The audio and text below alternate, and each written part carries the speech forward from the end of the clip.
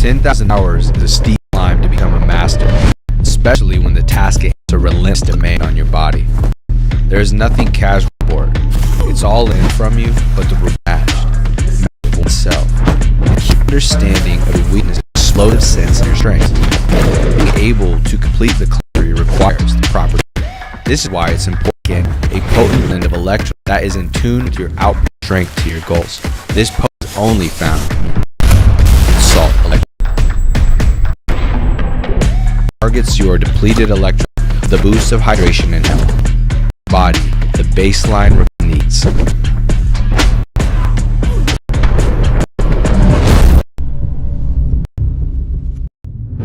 Hey, welcome back to another of the Kev. We got a huge board to it right now. Go ahead. Yeah, thanks. Today we're talking about the aesthetic of gold BJJ. It's not just cheap. You can get streetwear. Are these all gold BJJ? All are gold BJJ? Yep, like we talked about. Yeah, style rifles. They have a bag of competition gear. You can bring it with you. You can throw it in the word. Rap art. Are any of these from that bag? No. They didn't have any. Well, they're cool if you need to go out there and you can just get stuff. BJJ.com. V shorts. I'm gonna get this. Do they have a set for that? A thing they have? Hey man, we ran and they didn't have it in your size. You know what I mean? So like, anyway, friends at Gold BJJ. Your BJJ game gear, performance meet, whether you ski or prefer no gi, something for you. Built to last and designed to put flashy extras, just craftsmanship and minimal design. Plus, Panda. Don't miss our back to school inverted jar. Roll with confident style.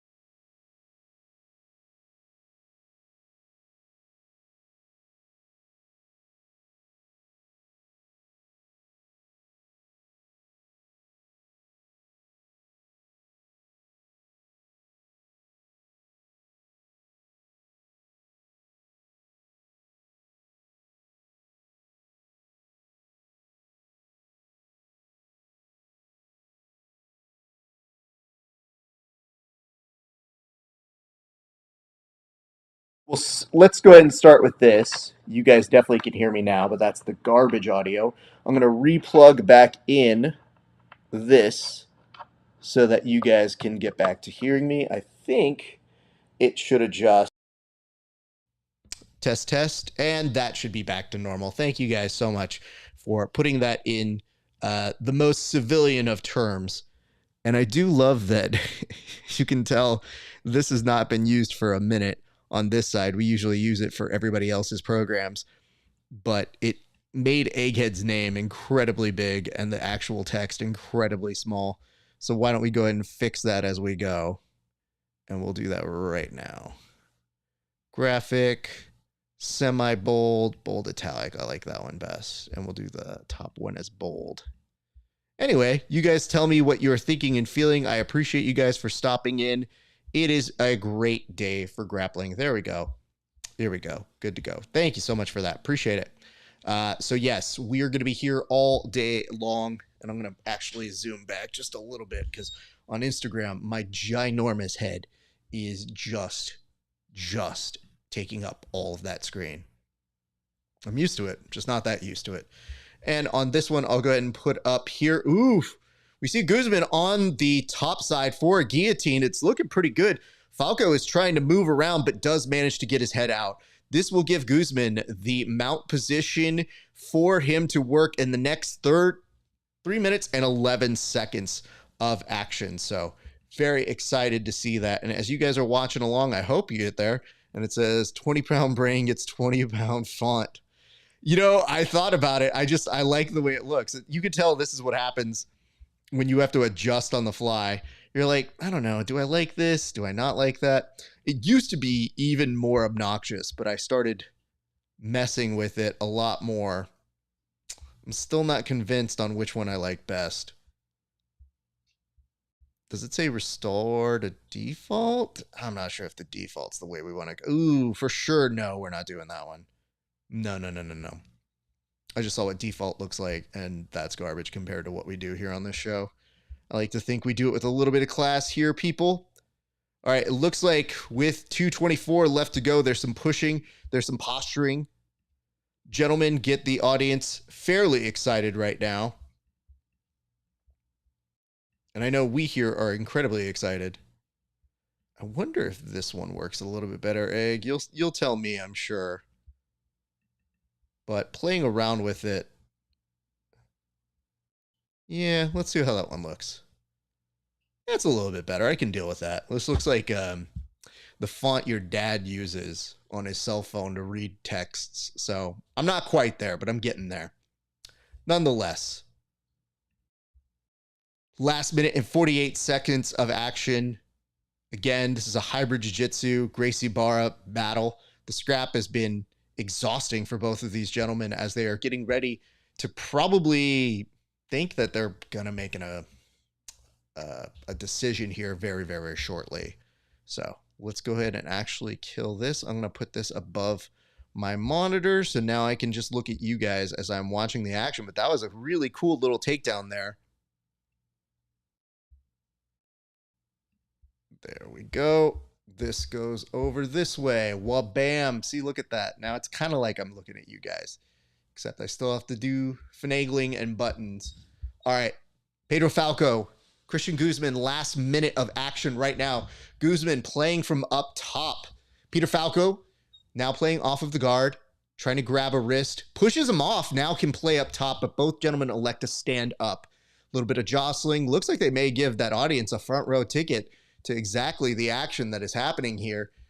It may go into, yeah, I think for sure they were almost going into that audience with that.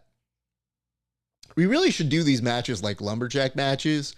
So in the WWE or in pro wrestling in general, whenever they have a lumberjack match, they essentially have all the remaining wrestlers around.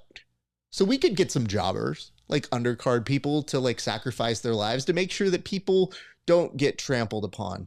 Because at this base, it looks like they are very, very close to eye level. So this is where I start getting a little concerned for, oh, we are in on an armbar here from Falcao, who does not get it. But now Cristian Guzman thinks that he might have a leg lock here, but there may not be enough time with 7 seconds left on the clock. Both gentlemen trying to get submission attempts to get the audience a little bit more excited as this one goes the distance. So congratulations to both these gentlemen, but actually now we go to overtime. So there's 1 minute of overtime. I do not know how I feel about that yet. Let's see it play out and let's go from there. But if you are just joining us, my name is Rafa Sparza. I host a show called The Grappling Hour. Love it. Appreciate you guys for coming to tune in here today. It is going to be a great day for grappling and super there. And it says, thank you for that, Egg. I'm going to come over here very shortly. It just killed off my stream, so apologies on that. There we go. All right. It says Falcao, fresh off his stint as a QB for the Washington Sentinels. You know, I still haven't gotten used to calling them the Washington Sentinels, honestly. Sometimes when I see the Washington Sentinels, it takes me a half minute to think, are the X-Men under attack? Are we good? They really should have went with that as their mascot, actually, now the more I think it out. It does seem better this way. All right, so we go to 1 minute of overtime. And, 4 minutes. Oh, God, I just saw that one as wish fulfillment. Okay, now I'm going the other way. Now I don't want 4 minutes.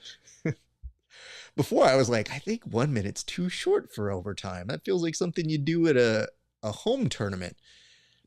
There's a little bit of jostling here. Guzman was looking to do something, couldn't quite get the suplex going. So instead, Falcao now grabbing the wrist, looking for a wrist ride, looking to pass guard. Now we'll backstep.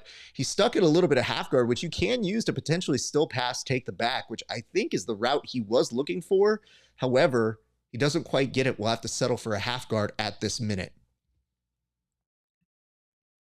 And my thanks to all of you who are watching. Again, Kirby Jared, Ito Win, Flannel and Jits. That's a name. That is certainly a name. Good Lord. Bryce, Subversive, thank you so much for tuning in. Appreciate y'all. It is a great day to see you guys. Always makes me laugh, always makes me entertained. So, and if you guys are new to the broadcast, we are going to be here all night. So Pedro does get 2 points here. And he's kind of stuck in this position, but this is a good position to be in. You get the 2 down.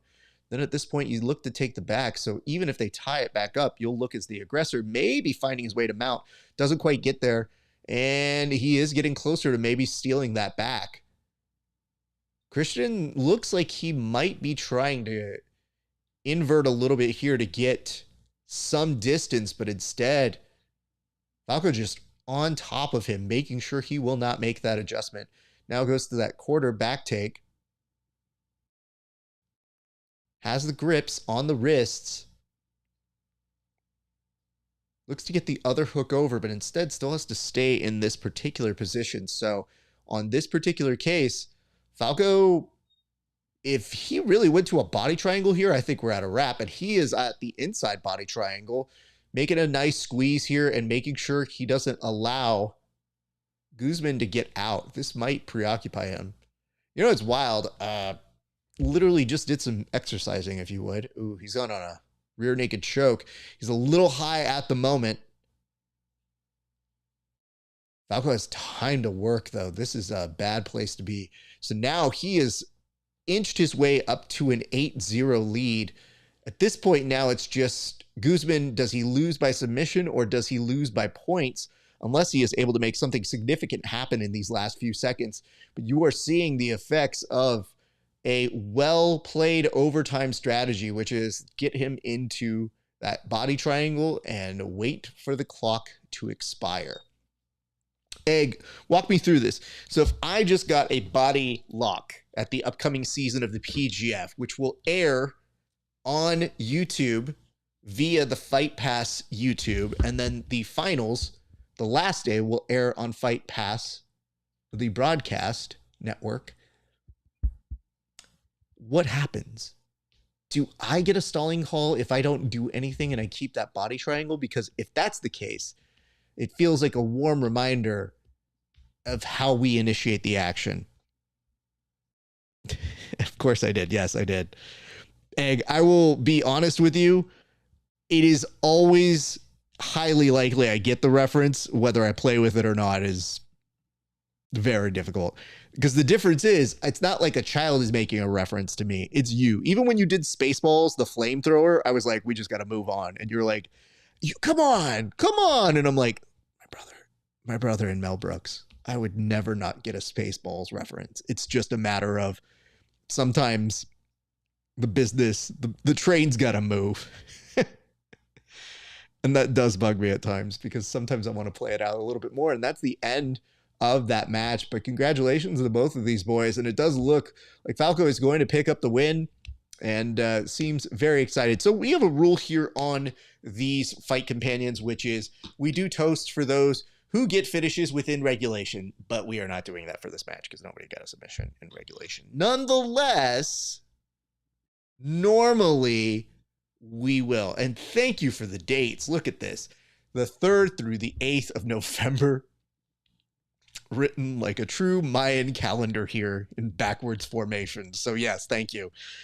Yes, myself, Egg, and all of the compatriots from the PGF will be returning. And, you know, I got to say, I'm not telling you to go watch it right this second, but if you have not paid attention to the wonderful work done by the PGF documentary crew, I have nothing to do with that.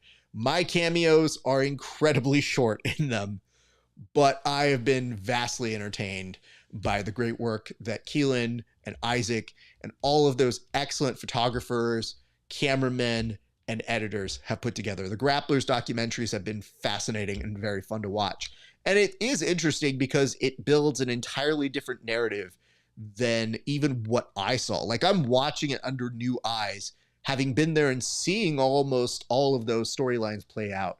It's fun because they also put the text chain in on one of the episodes, and that's fascinating to watch how that plays. So I would highly, highly recommend that you guys go check that out. That is on the PGF World YouTube page. It's called Grapplers, Legends, and Legacy or something like that. I think so, right? Legacy and Legends? I don't know, man. Dyslexic. So here's what I don't love. They're showing you GSP, and it's just, is it a documentary about the GSP?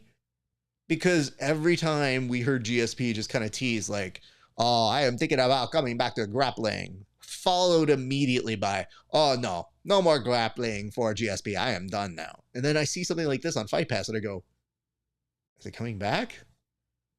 Nonetheless, the person that's in jeopardy will get the stalling call. I think it is the guy who is stuck. Thank you for that clarification, because I think when you go back and you watch the documentary, there's always going to be disputes. But I think the idea is if the athletes know that for sure, that helps.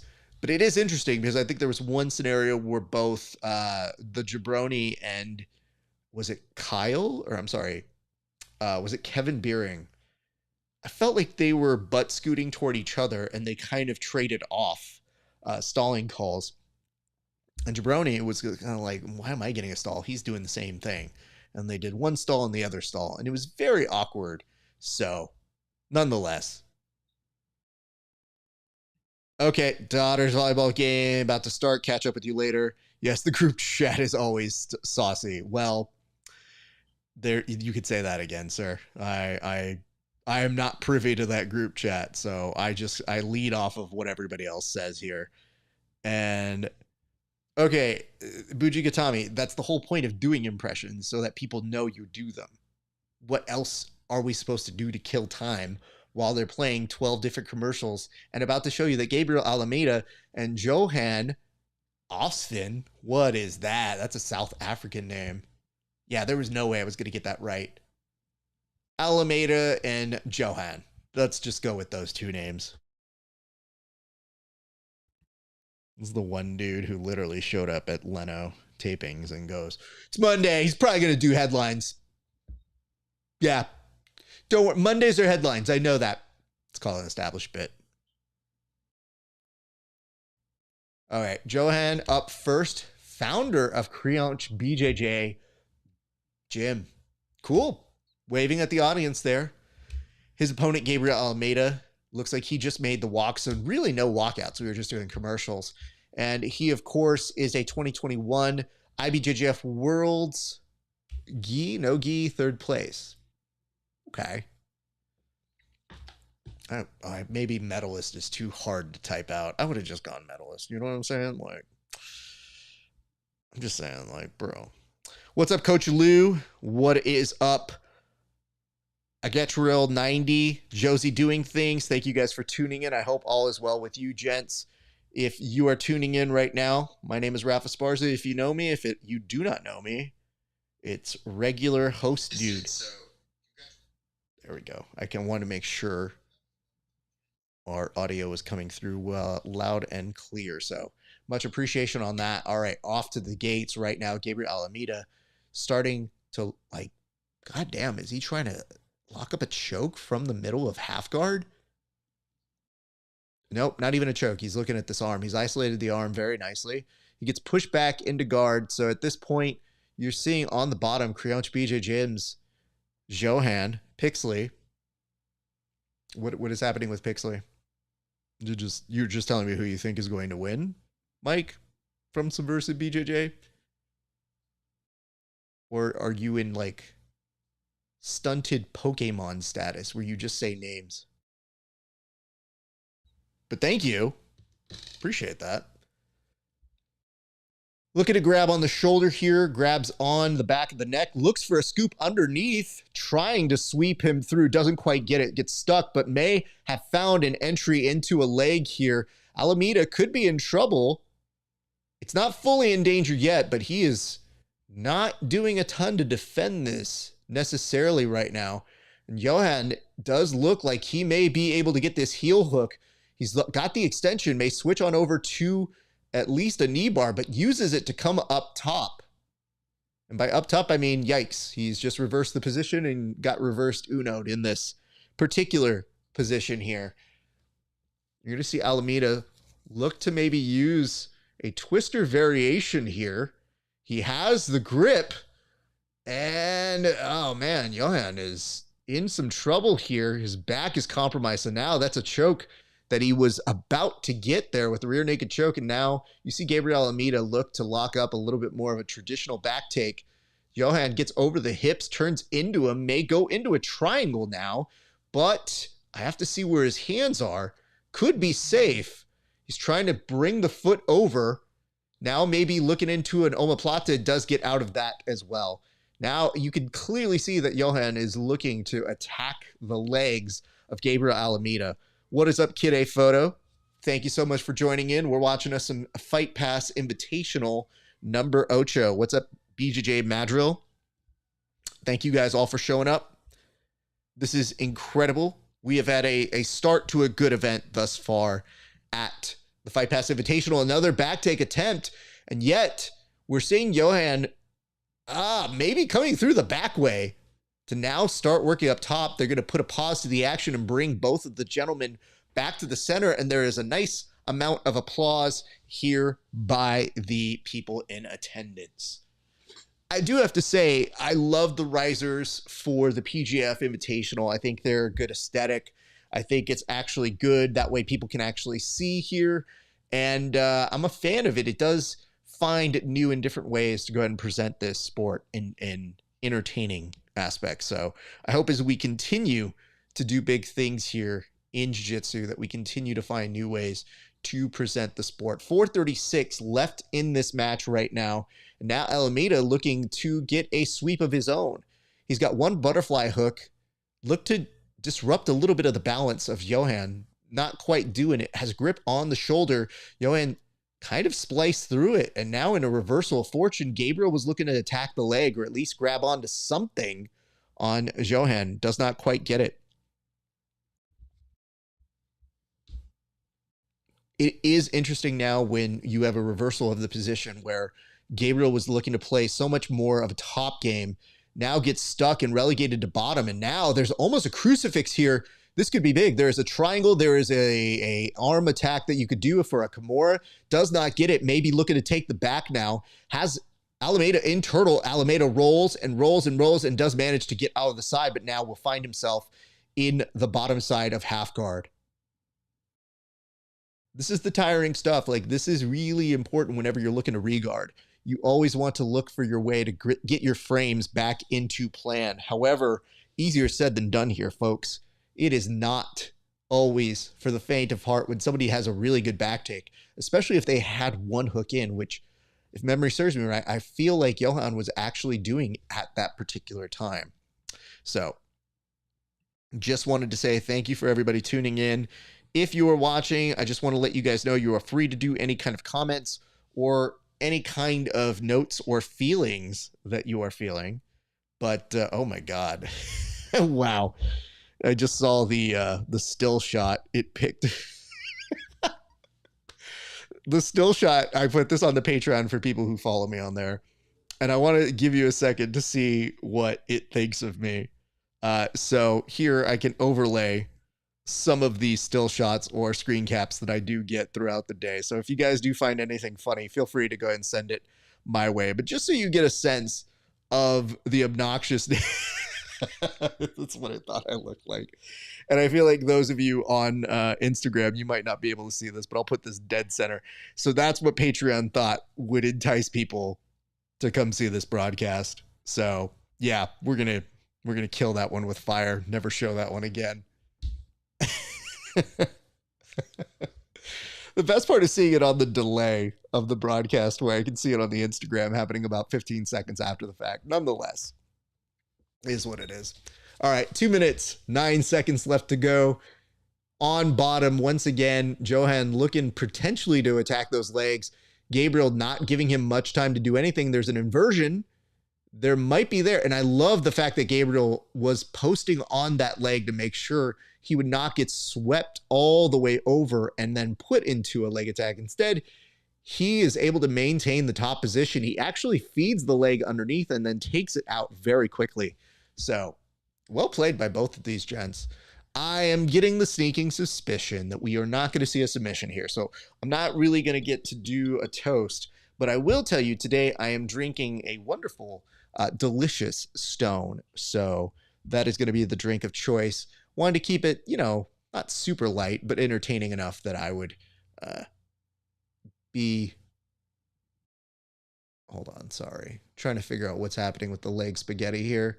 For a split second, I thought that you were going to see Gabriel go for a splicer there. Kind of that knee crunch doesn't quite do it. Opts to now go more of that estima. Nope, nothing there. In fact, if anything, that just gives Johan more opportunities. Looks for a sweep.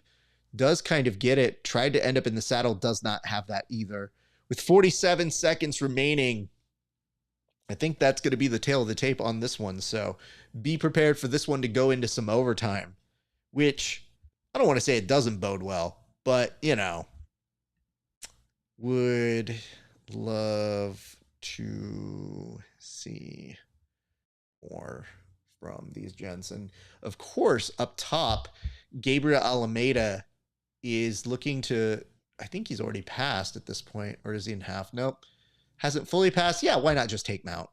Just to leave that good impression, even though there are no particular judges.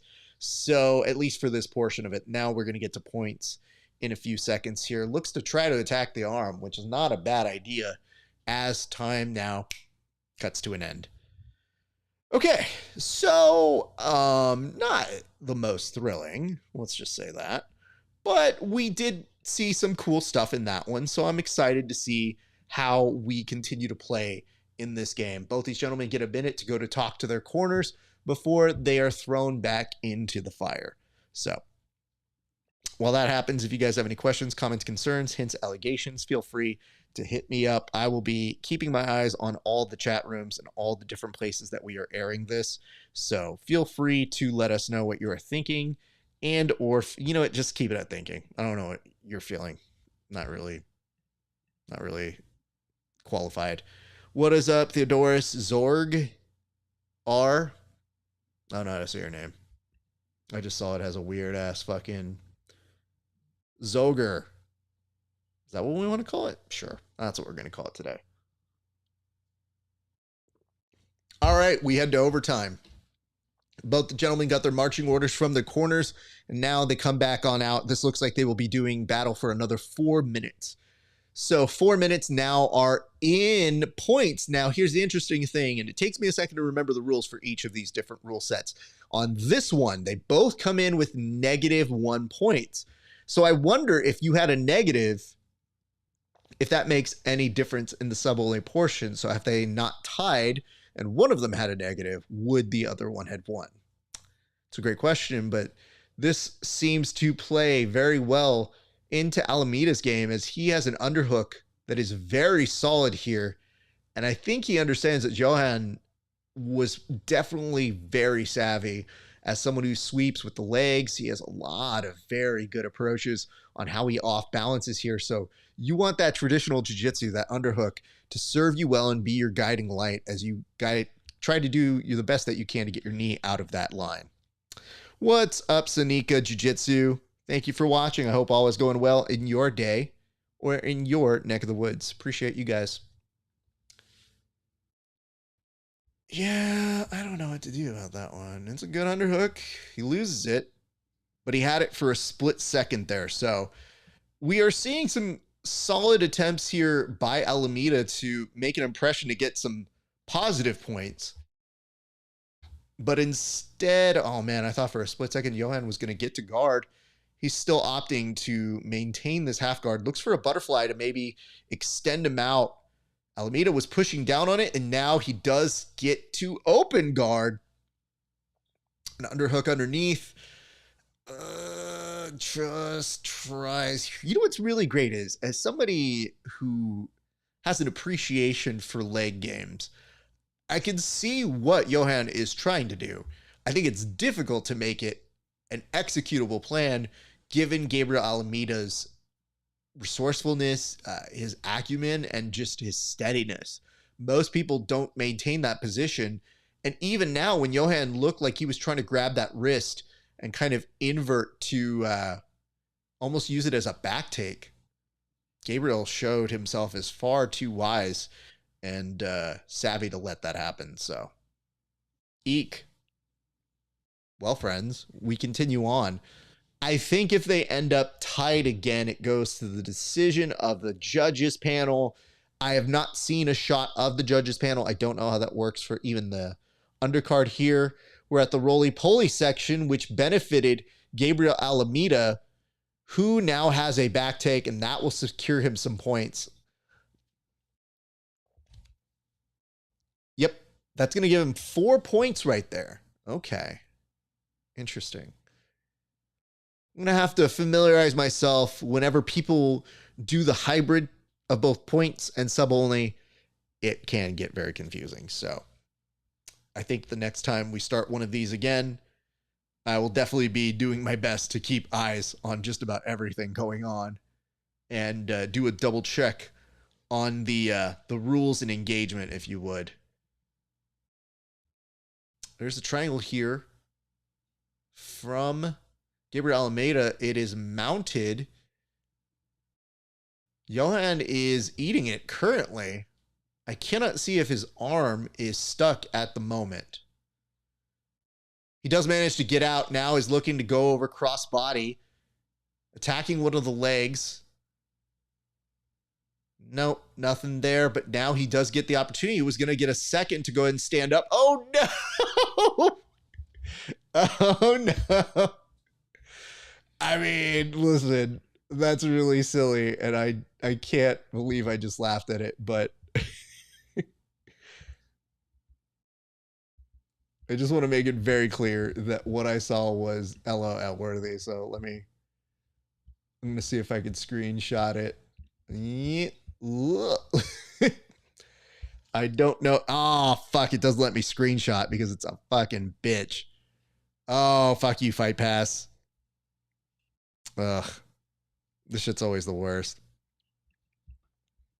I mean, they don't want you to see the hilarity that happened there.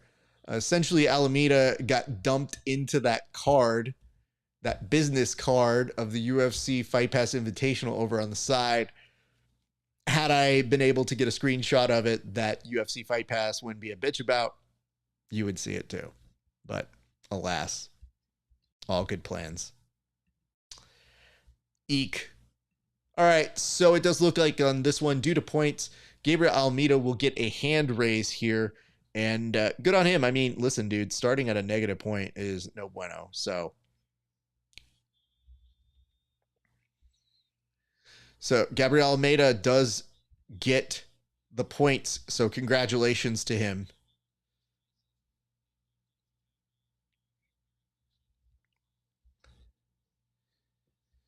So it looks like they are not going to do an interview. They'll be going to their next match. That was the prelim, so that was airing on YouTube. Right now, they are now heading to their main broadcast, which is on Fight Pass Invitational. Nothing changes here for us, but they are telling people if you want to watch, you got to go to the UFC Fight Pass, which may mean we may not actually resume business for another 15 minutes. If that's the case, we need to figure some things out here, people, because the boss here does not want to do. Oh God, I don't want to see fucking Fight Pass. You know, I'm going to talk to you guys.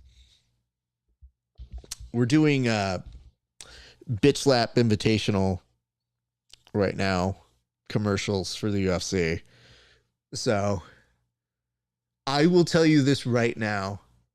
This is the most I have ever had to consume of anything UFC bitch slap. That is the most I've ever watched. And still have to say, don't think I'll be a regular viewer. What is up, Frankie Legionnaire? Good to see you. Hope all is well with everybody. Cassia, Moura, and Cindy Ung is coming up next. Cannot tell if that means we are going direct. Yep, we're going directly to it. And this is great because Cindy being coached by one of the greatest, one of our pals, Big J Regal Budo. Just a sweetheart of a human being and perhaps one of the most knowledgeable referees, judges, and commentators out in the game. So we have such a great appreciation for one another. He's just a fantastic coach, and I love seeing him. I saw him put on his Instagram a little bit earlier that he was going to be taking a plane. Like, he took that plane this morning to get there this morning. So that man spared no time to make sure he would be there to coach Cindy as she gets an excellent spot on this broadcast. So, as a reminder, if you guys have questions, comments, concerns, hints, allegations, hit me in the comment section. We will be doing this all night long. This is going to be, it's not a sprint. It's a marathon, my friends. All right, walking out next, Cassia Moura. She has a very business look on her face. She's making her walk out to the Apex mats. Very quick bow. Referee coming to check. No foreign substances. We're good. No foreign objects. We're good. And it looks like we are about to do the official names so that we can get to business on that. If you guys are watching along, tell me in your chat wherever you are watching. Let me know on there. What's up, Luis Carlos Braun? LeBron. Oh, so you're a LeBron too. Damn, bro. Did you happen as a LeBron before the LeBron that we all know? Because it seems like it's the last name for you. That may have been in existence before LeBron was in existence. I'm just saying. Some people love people. I know people who would change their names to Bryant in honor of Kobe. In a heartbeat. Literally like that. No problems asked. Literally would do it. So it's not that uncommon. I mean, listen, dude, I would change my last name to Otani if he can bring us a championship. Not that I would, but I would say that I would and heavily consider it. It is beautiful to see that man doing great things. But speaking of great things, you guys are watching along. Appreciate you guys. Talk to me. Action is about to start here in a few seconds.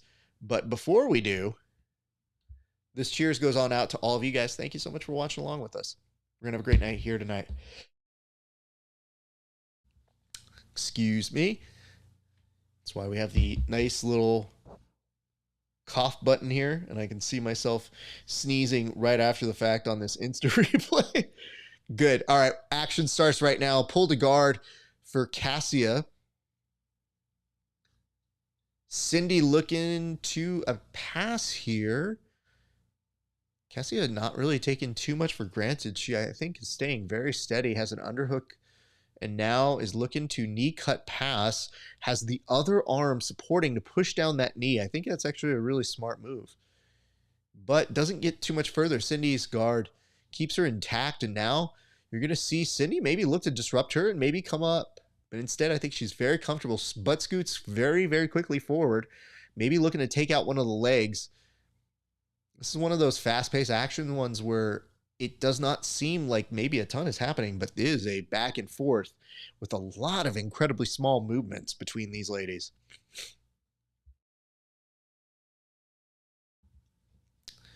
All right. Once again, Cindy on bottom looking for that leg. She has one over. She does get the dis round on that.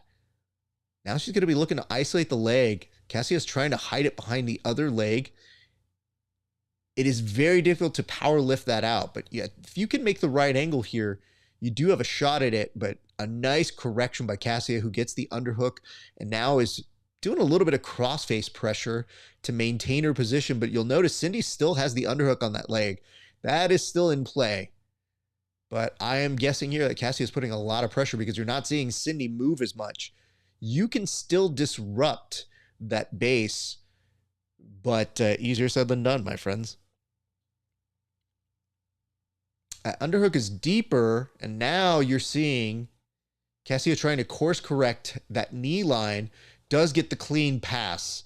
6 minutes left to go out of 8. You're seeing Cindy try to build up her base again. Cassia not really letting her. May have a back take here. This may not be great for Cindy Ung. Cassia looking to scoop in, maybe put that knee through. And if she can get that second hook, and it's about there. Now she has time to play on that underhook, on that arm, to maybe set up this rear naked choke. She's grabbing the shoulder. That is a very, very good move to get. If she can get that shoulder, yep. It's a very difficult arm to get off once it is locked over the shoulder. At this point, if you are Cassia, you probably want to flatten her out or get her to the side. But I think she's pretty happy just cooking her. Now we get to that closeness of her flattening it out. Cindy moving for her life, knowing that she's in trouble, but maybe in deeper waters here. Cassia has a hook underneath the chin. The arm is underneath the chin, but Cindy is making excellent adjustments. And you're seeing that Cassia doesn't quite have a traditional lockup here for the neck. At this point, 4:39 is a lot of time for ride time when somebody is on your back. You do not want to be in this position for a prolonged period of time. All right, right now, Cassia still working maybe to flatten her out, but looking to see where she can adjust the arms and maybe, just maybe, make some inroads are getting a submission here. And I think you're seeing at this point, Cassia Moura is not quite there underneath the chin, and she's actually, her body positioning going offside makes it harder to maintain this position, but she does a great job of anchoring herself. Now is just underneath the chin. At this point, just going for a crank, and that might be good enough. Cindy is in some trouble here as she is getting extended very aggressively, but she's eating it. She might be able to turn in here. She's doing her best to block off, but there are blades through the form of arms happening right through her face. She's a little behind on this block here. I'm not sure that she's necessarily in trouble as much as she is just eating this position. I think she could potentially slide it up over her head, and she does. 3:14, she's going to want to try and get to her knees and very quickly turn. That is going to be the escape here, but you'll notice the turn is so slow. It is very difficult to stay on that pace. Somebody on your back like that is going to have long repercussions where you'll think to the point where maybe you could get out, but the fact that they start putting this pressure on you makes it so that you are stuck in that position. And I see a note here from Manny C, and it says, Nicky Rod put up a challenge to Gordon. I believe he still doesn't have a chance. I'm sure they'll face up in a final someday. What tourney could this matchup possibly happen? Well, if you'll recall, Gordon had a very lucrative Fight Pass contract, Flow contract. I don't think we've seen either of those manifest. So he might be back to being a one negotiation contract at a time, given his health issues. I don't know. I don't know if we see it at ADCC, because that's the way it would have to happen. Gordon very likely would not go to CJI. I think the invitation was out there, but admitting that something else was made bigger without him is a huge hurt to that man's ego. So I don't know that I would see it there. I think it does have to be it at ADCC. And that's whether, if you're Nicky Rod, do you even need to go to ADCC if you've won that $1 million? I get it. With taxes and paying taxes, I mean, that's really about $600K. With that in mind, that lasts you for a good while. But I mean, those brothers are buying expensive cars. So who knows how long that officially lasts or what new ventures they want to do. But I feel like with Gordon and Nicky Rod, I think it's just ADCC and maybe a Fight Pass Invitational. Maybe those are the two places. Yeah. Thank you for the question, Manny. I just, I can't see too many other places that would take place. All right, last 54 seconds here. Cassia, once again with the back, and Cindy with the heart of a lion does get out. Wow, impressively done, especially with 42 seconds left to go. These are the type of 2-minute drills that you as a coach always hope that your students will respond to, but Cindy Ung now inside a guard. This is not going to help her as much, but the question remains, are you able to do something once you get to the overtime? Because even though Cassia dominated the match, now when you go to overtime, now you're playing by points. So I guess the only remaining question I have before they go to OT is, does Cindy have any negative points pulled against her? Because I had not seen anything go up. So if all things considered, no negative point differentiums, we should be going to an overtime. And it does look like they are prepping them as they go to their individual corners and they get some marching orders from their team. Meanwhile, I'm going to go to you, my team, and say thank you so much for watching along. I hope you're having a good day. I hope you're enjoying this broadcast. We're actually now going to send this on over to my friends over at the bullpen. I'm sorry, not the bullpen, but we call it the bullpen on that one. Got it. That's not the one I wanted to do. I think on this one, we're going to look to do a edit channel. Bam. Okay, let's see if it'll allow me to do a nice little video here. I'm currently muted. Okay, great. Virtual cam, turn on camera. And on this one, I'm going to go ahead and unmute myself. And on that, turn over. I hope you guys are hearing me just fine. We are in the process of doing a broadcast for the Fight Pass Invitational. I hope you guys are having a great day. Check the microphone. It is Rodecaster Pro. Yeah, that's what's up. We did it right. So right now, we're also streaming in our Discord. So we are in just about every possible place. All right, 3 minutes, 50 seconds in overtime right now. And you are seeing right off the back, Cindy knowing she's probably going to have to get to one of these legs to really catch Cassia. And no negative points for either of the ladies on this match. Cassia going into some excellent guard passing right now, shifting the legs back to back, side to side. Now posting on the shoulders. She's going to look to directly pass here very quickly. Goes for a knee cut that just kind of marches in, gets stopped momentarily. Cassie tries to wrestle up, doesn't get much from it. And now Bastos, Brazilian Jiu-Jitsu's very own Cassia, I was going to say she was under duress, but she got her balance back by it quite quickly. And now is going to opt to play on bottom. Wow. You know, that is such an interesting strategy when she's been so dominant up top. And for Cindy, she's going to try and wrestle her up. I think it's trying to throw her off. I think she knows she can out wrestle her. I think it was just to maybe catch her off guard. And if that was the case, it did definitely work here. Nonetheless, Cindy maintains that top position, and it looks like they're going to get reset, I think, very shortly, as Cassia holds on to a half guard and has to worry about now getting past here. What's up, the Walking Dojo? Thank you for joining in. I hope all is well.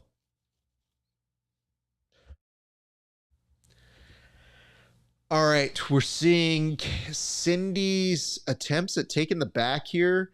Nope, just kidding. It's Cassia. She's the one looking to take the back, but we saw Cindy trying to pass and then just get momentarily stuck there.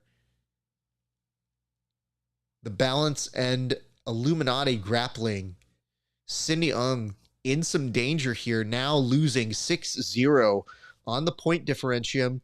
Cassia once again looking to try and get underneath that neck, just aggressively putting in that arm underneath. And it's like she can get to the shoulder, but she just can't finish her. It is a very difficult person to finish. Cindy has proven incredibly durable throughout this entire match. And you know what's interesting? Cassia isn't even going to the body triangle. She feels so confident in her ability to maintain this. She's just basically keeping the hooks in, slightly crossed, if anything.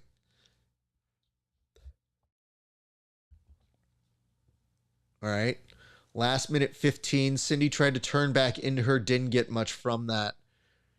And Cassia looking now. Palm to palm action. Maybe that gets it done. Nope, back to normal here. Does not quite get this. The Walking Dojo says, thank you for commentating this. Of course, happy to do so. I know everybody doesn't have a Fight Pass subscription. And sometimes you really want to know what's happening. You just don't get the opportunity to watch, or you're in the middle of doing something. If you guys are out there training, God bless you. I did train earlier, so I will give myself that much credit. But good Lord, do I wish I was training.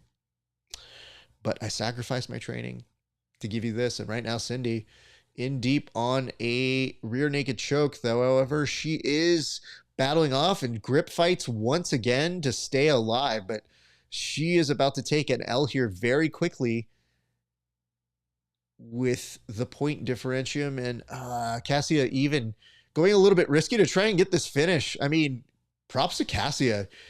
Cassia knows that at any given point, she would have won this if this was a points match, but kind of being stuck in this world of not being able to submit your opponent, but just dominating in the regulation and dominating during the OT. You know, it's not quite the win you want to go back to your gym with, but it is a win. So they're probably going to look at some of these impressive feats by Cassia. I mean, that round the world back take and then just getting stuffed their head straight on the mat and almost putting the hand over the mouth, but just going straight to business there.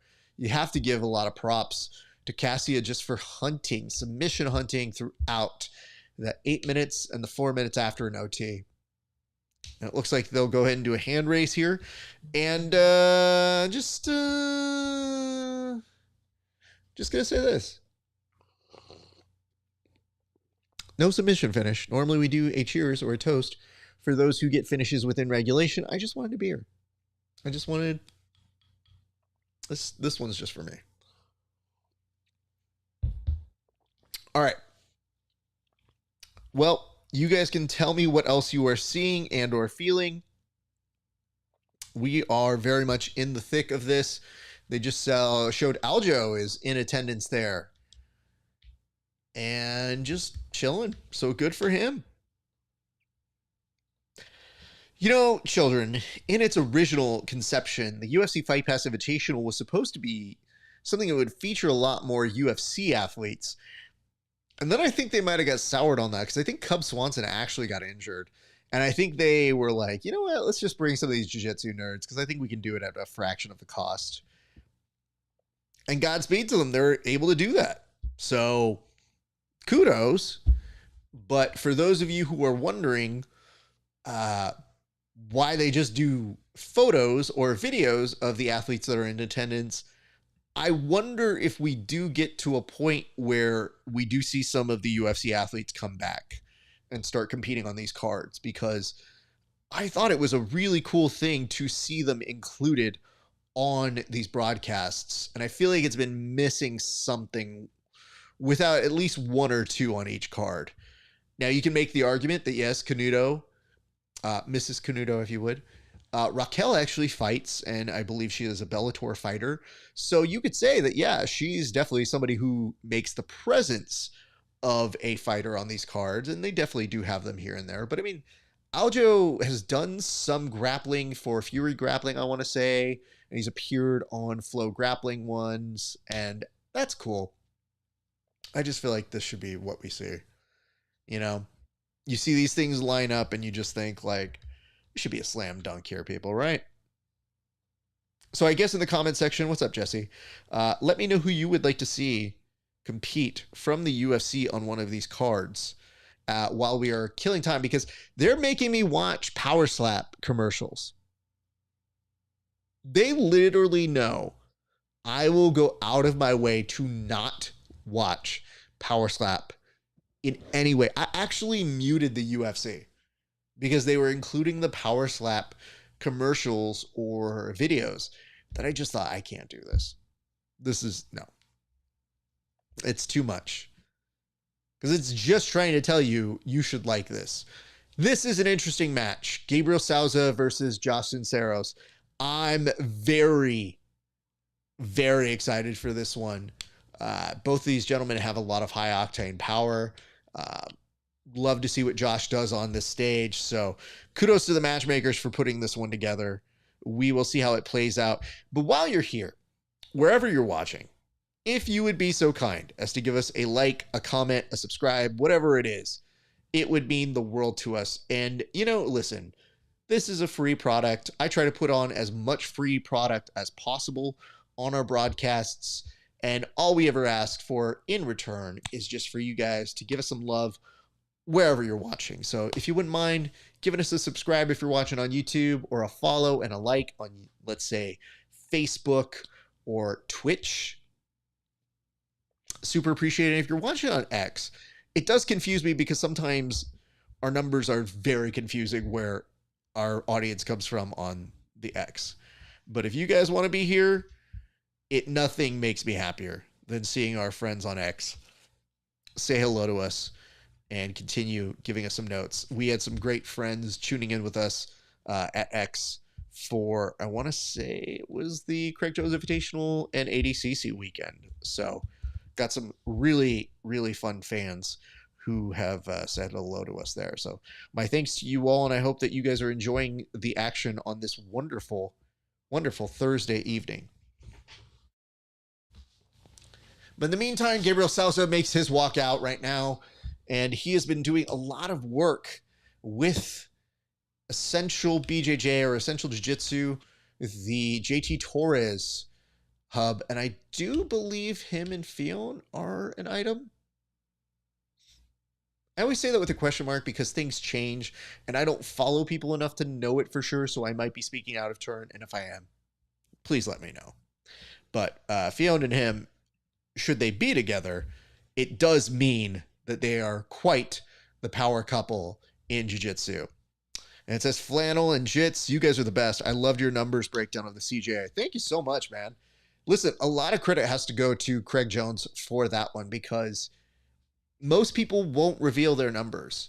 But Craig actually talks the walk, and he said, here, take them. And freely handed them over to me. And I cannot tell you what a difference that makes in terms of how we're able to continue building the sport. It may not seem like it yet, but I feel like incredible things are coming. I think it is really just a matter of time. And I feel like I really want to see the 18 to 34 demographics for our sport, because I do think they are quite competitive with a number of what we consider the big sports. Like, I feel we could very well be tracking at soccer levels, which gets major deals. I feel like we are competitive with some of the big four. We're just not quite UFC numbers, but I think in given time, I feel like it's the time to push in. So, Flannel Jits, my appreciation for watching those very fun portions of the broadcast to put together. And that was for our show, The Bullpen, which airs on Fridays. Tomorrow, I believe we'll be going at 2 p.m. Pacific time. Now back to the action. We do see here Essential Jiu-Jitsu's Gabriel Souza going in incredibly aggressive. Josh Cisneros gets pulled down for a split second, shoots in. Now you're going to see some high-paced action. You get two people who are game to really amp it up. And I mean, just from the first 20 seconds of action, just look at the aggressiveness of which Gabriel Souza pulls down on that head.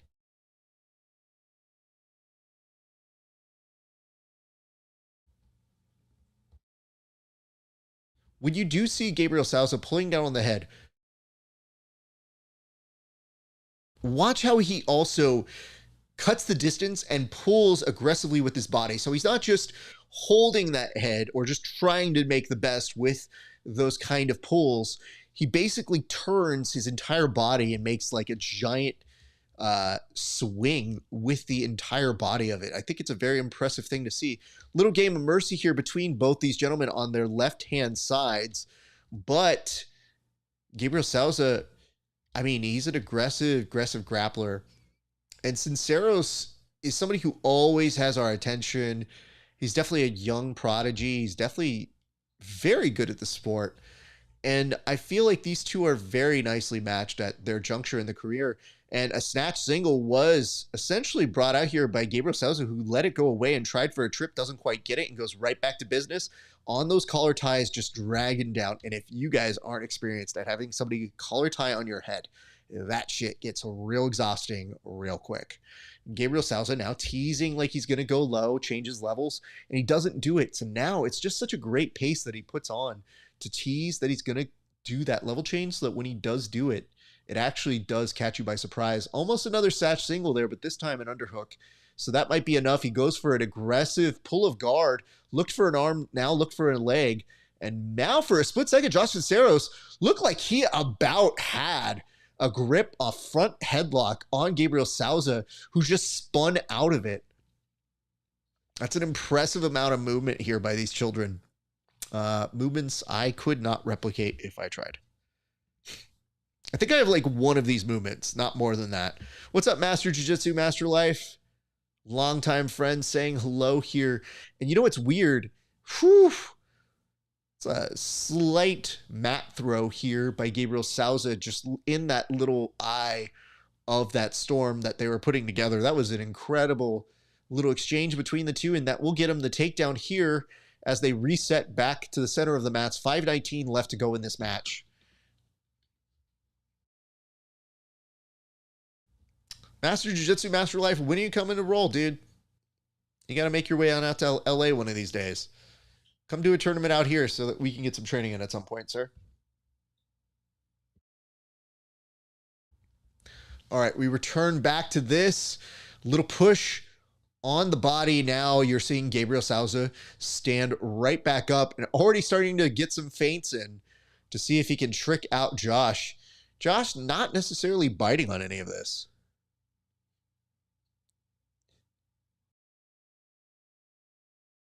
Very sharp thus far in. And just the speed at which he can do this, it is very impressive. Josh Cisneros looking to just try and stay stable. And I feel like the weird part is you're going to get put into these games where, yep, has a single here.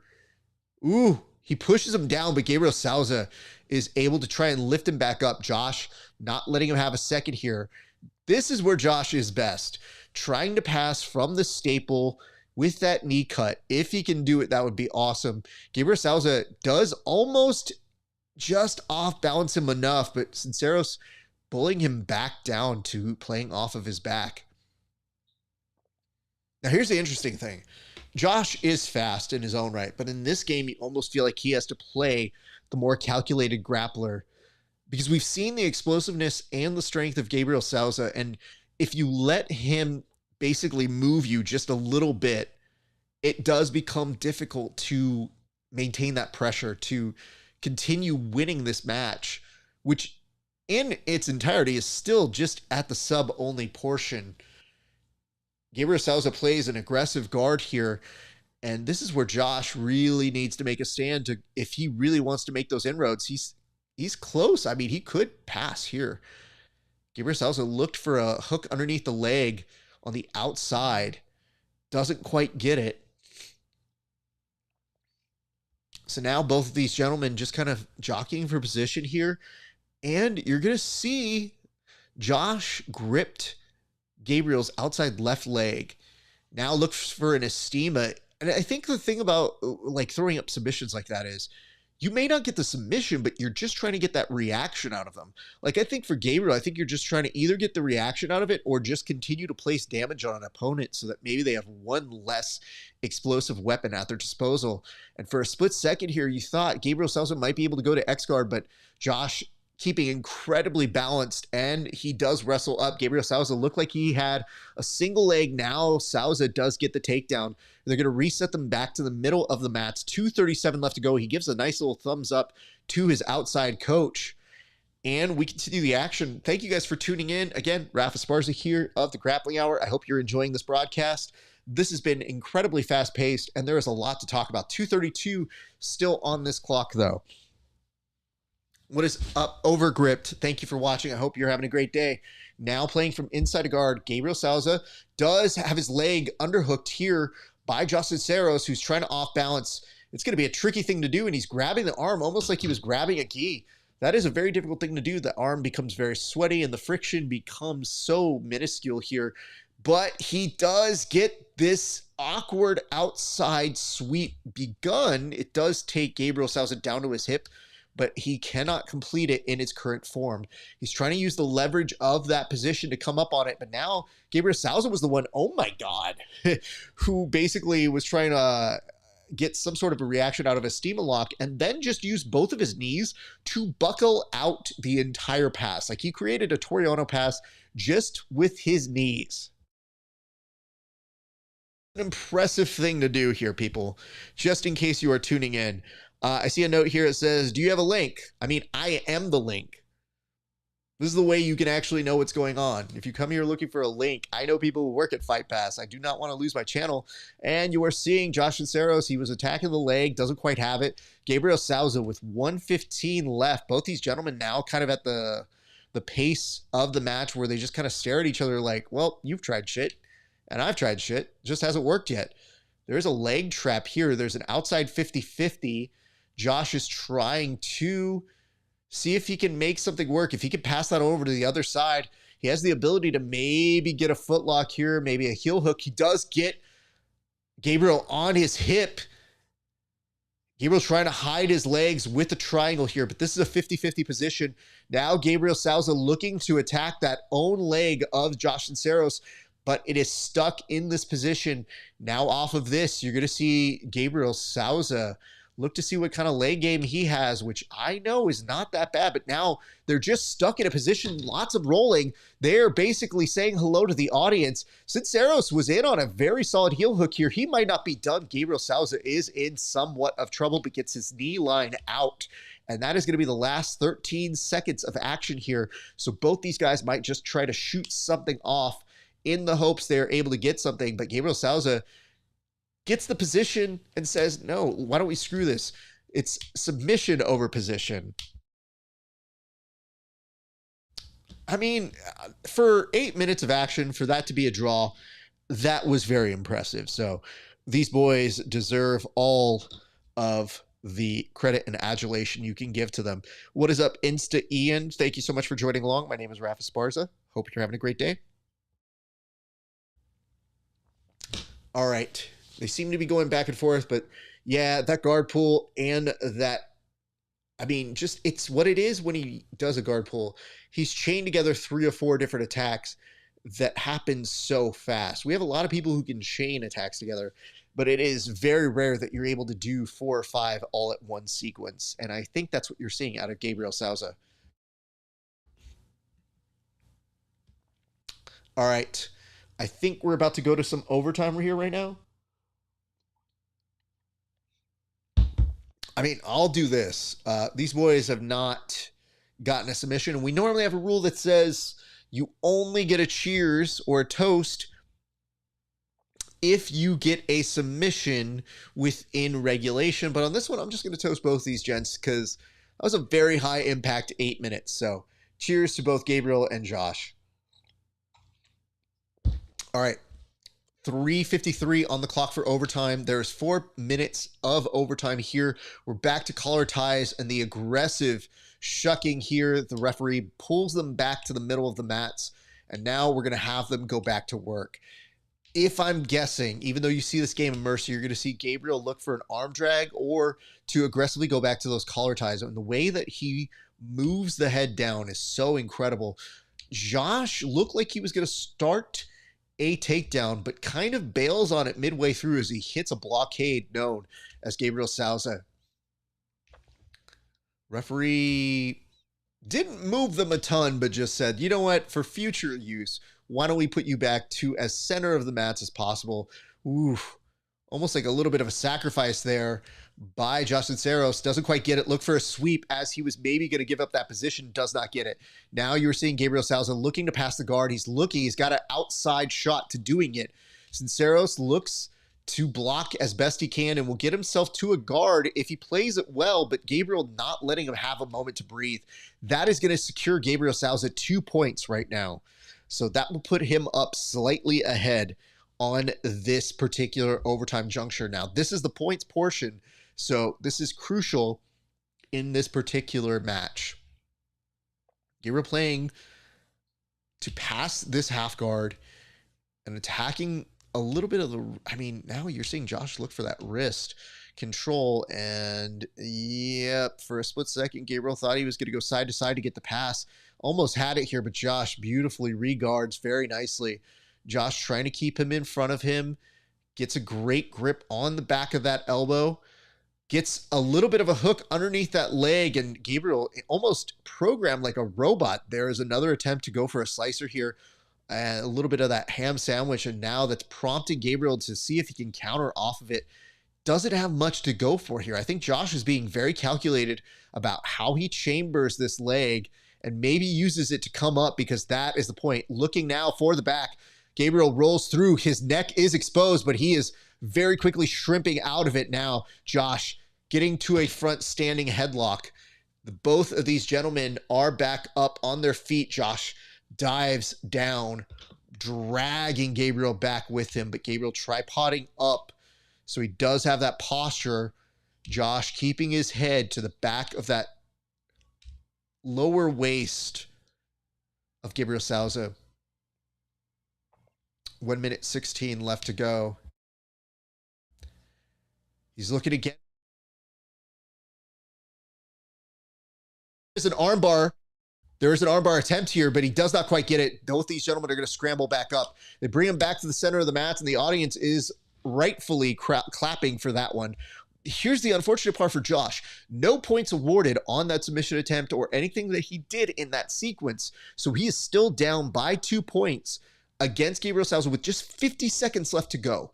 So this is where you start seeing these gentlemen start to get maybe a little bit more comfortable in being ahead, or if you're Josh, playing from behind and trying to cut that difference if you can.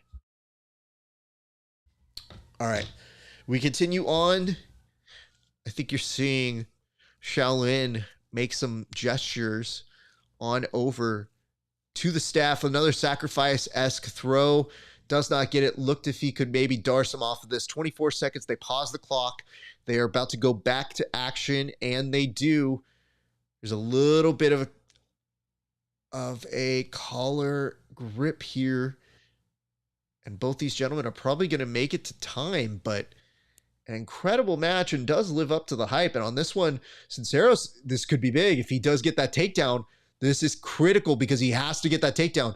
And you see Gabriel Souza finds his way back up, tries to trip him off of it, and that will expire the overtime. I mean, Josh put in a valiant effort to try to get those points. And I think you're seeing Gabriel Souza just exhausted, and with good reason too. That was a lot of cardio work there, boys.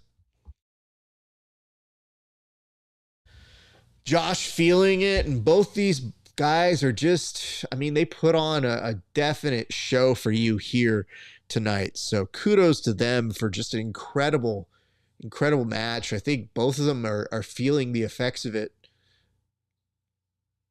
You're seeing the referee call for both of them to make their way up for the official hand raise. And I think if they cut to commercial, we're going to cut to a very short commercial here as well. But Gabriel gives the thumbs up. Both the gentlemen give each other a bro hug. And Gabriel walks off the mats. Just, I think he's happy, but just also maybe a little depleted of energy off of this one. Mutual respect for both those boys. And yeah, I mean, it was dicey, dude.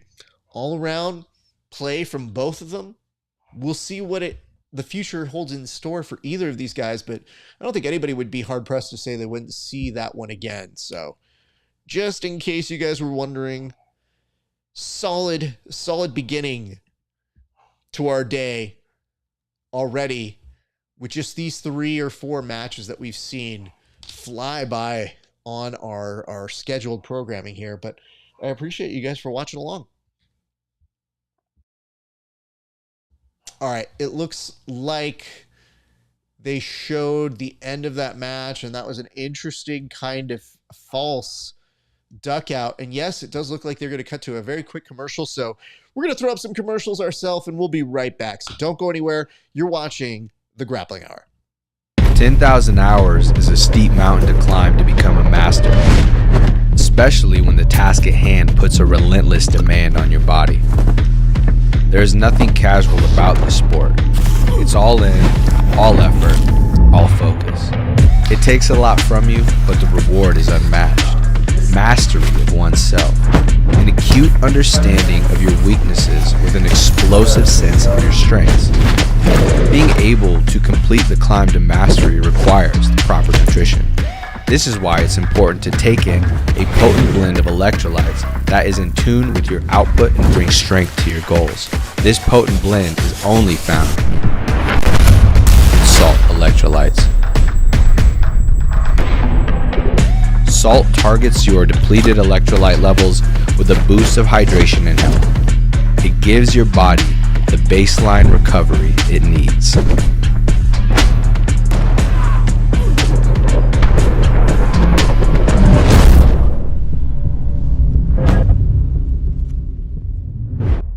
Hey, what's up, everybody? Welcome back to another installment of the Bullpen. Kev, we got a huge board. Why don't we get straight to it right now?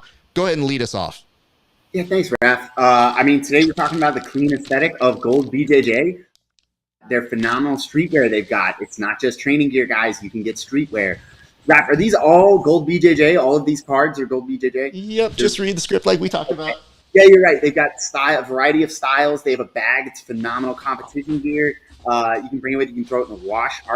Raph, these are really cool. Are any of these for me? Like that bag? No. They didn't have any stuff for you. They ran out of your Well, they're sizes. really affordable if you need to go out there and get them. You can just get the stuff, goldbjj.com. These shorts are awesome. I'm going to get this. Wait. Oh, this Do they have a second set for me? Is that a thing they have? You know, they were like, hey, man, we ran out of stuff, and they didn't have it in your size because like fat. You know what I mean? So, like, these are all for like me. Anyway, go visit our friends at goldbjj.com. JJ game with inverted gear, where pandas and performance meet. Whether you train in a gi or prefer no gi, we have something for you. Our gear is built to last and designed to perform no flashy extras, just high-quality craftsmanship and minimal design. Plus, pandas. Don't miss our back-to-school sale going on now.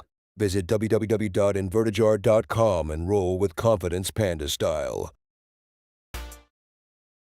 And we are back. Thank you guys so much for taking a nice little siesta with me. I needed to go handle some things. We're going to take some commercial breaks now because we're a professional broadcast. That's what we do here on this show. All right. Mrs. Canuto herself, Raquel, is out here, and Gabby McComb is out there as her opponent. This will be a very interesting match. You got Atos and whatnot. I love this. Salt electrolytes helps you roll with the same intensity as the volume of the salt electrolytes add. So here's what I love about this. When you do quality control, which means you get sent an ad. Sometimes they send the ads very loud, but then the next ad is very soft. It's an imperfect game.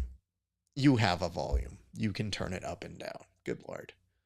I appreciate when people have first world problems. Like, this ad's too loud. Turn it. That's why you have a remote. Turn it down. You can literally turn the volume down, but don't turn me down.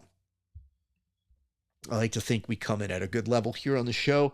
I try not to be too loud, too crazy, but yes, we're now about to get everything off to the races. I think I need one of those UFC referee, UFC Fight Pass t-shirts. I think that'll be good for the collection. Canuto, McComb, happening right now. 8 minutes of action for you.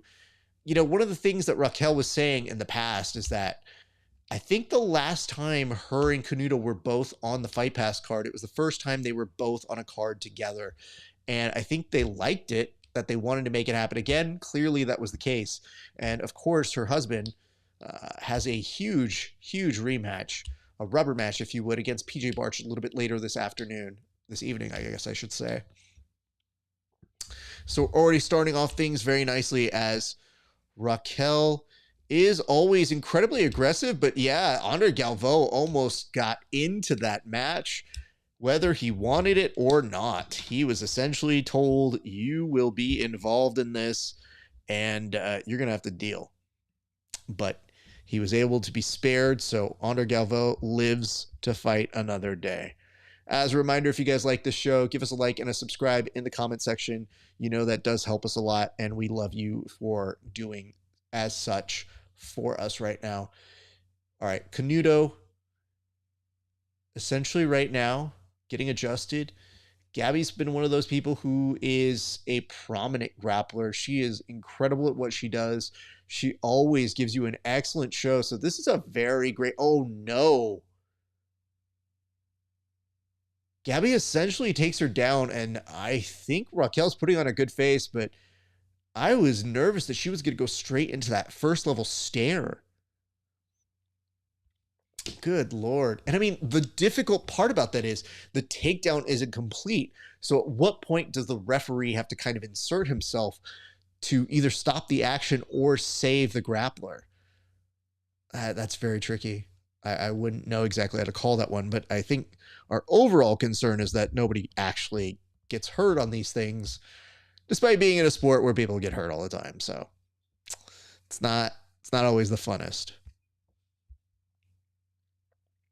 I thought that was the case. I love this so much, by the way. I only listened to a few minutes of this, and I'll come back to this a little bit later, but I'll preview it now. Something happened online that just caught my fancy that I think I'll laugh at with you guys in a few seconds. But for right now, Raquel, Canuto, and Gabby McComb kind of in this battle for underhooks, it would seem. Collar ties, aggressive shot down there. Gabby don't play, man.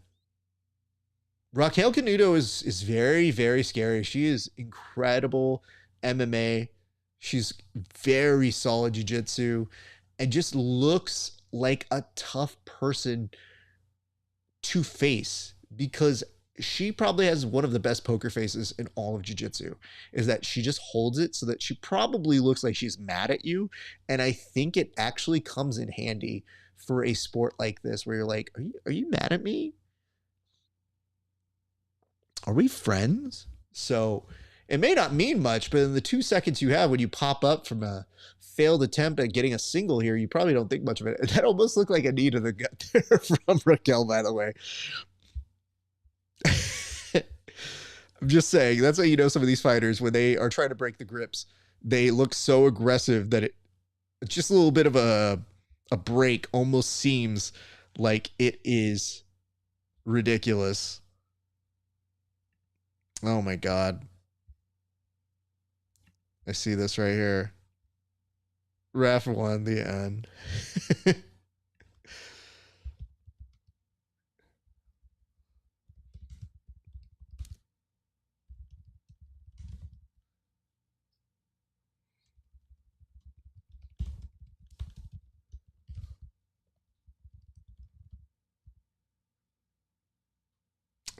Such a good joke. I don't know that I could put this online.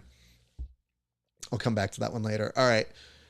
Both the ladies put in some work. Raquel was playing from guard right here. They reset them to the middle of the mats, and they have 4 minutes and 6 seconds to work from here. I'm intrigued to see how Raquel plays with her guard and already making moves. I mean, listen, if they have another Medusa, Raquel has to be involved in that, right? Like, I think we're all in agreement. And Gabby is one of those individuals who I don't think she's ever cared who you've paired her up against.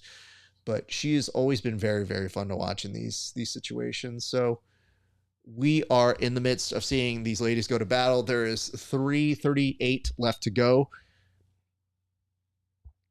Endless appreciation to all of you for tuning in. I hope that you're having a great day.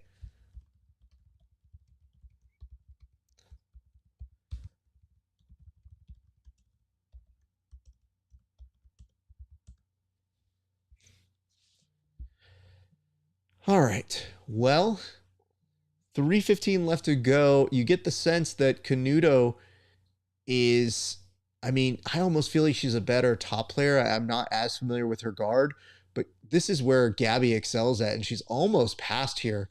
She doesn't quite have the grips that I think she wants, but she makes do with them, and Canuto's guard actually proved very effective right as I was questioning it. Oh my God, she literally just kicked her off of her. Good Lord.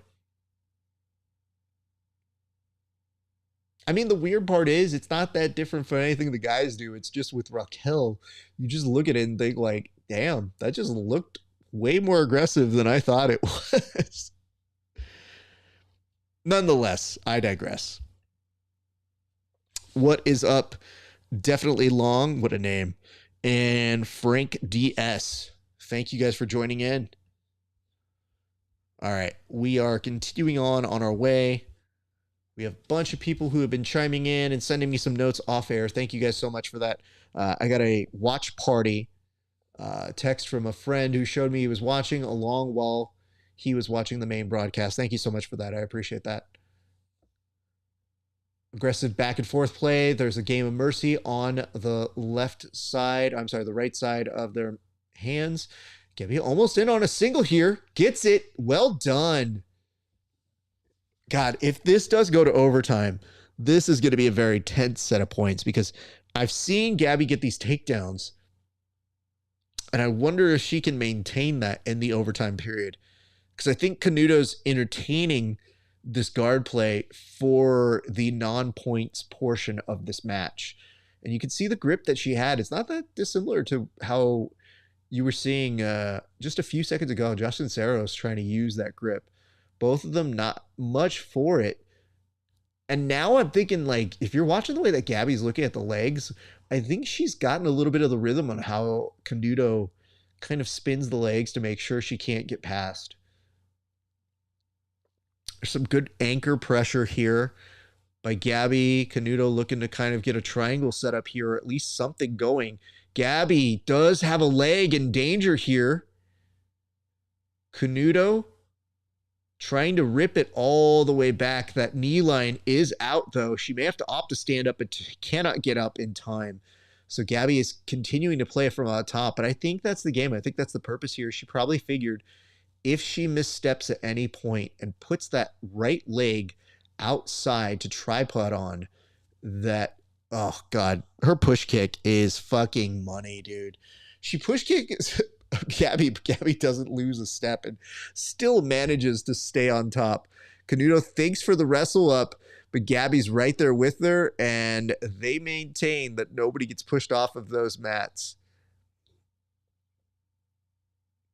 15 seconds left to go in regulation. This one will go the distance as well. So I'm drawing a blank here already. Have we had any of these matches done within regulation? I'm not sure. I think we've seen most of them go the entire time. So there is that. All right. I'm going to check back on the Instagram. Johnny Sheep, thank you for watching. I hope all is well.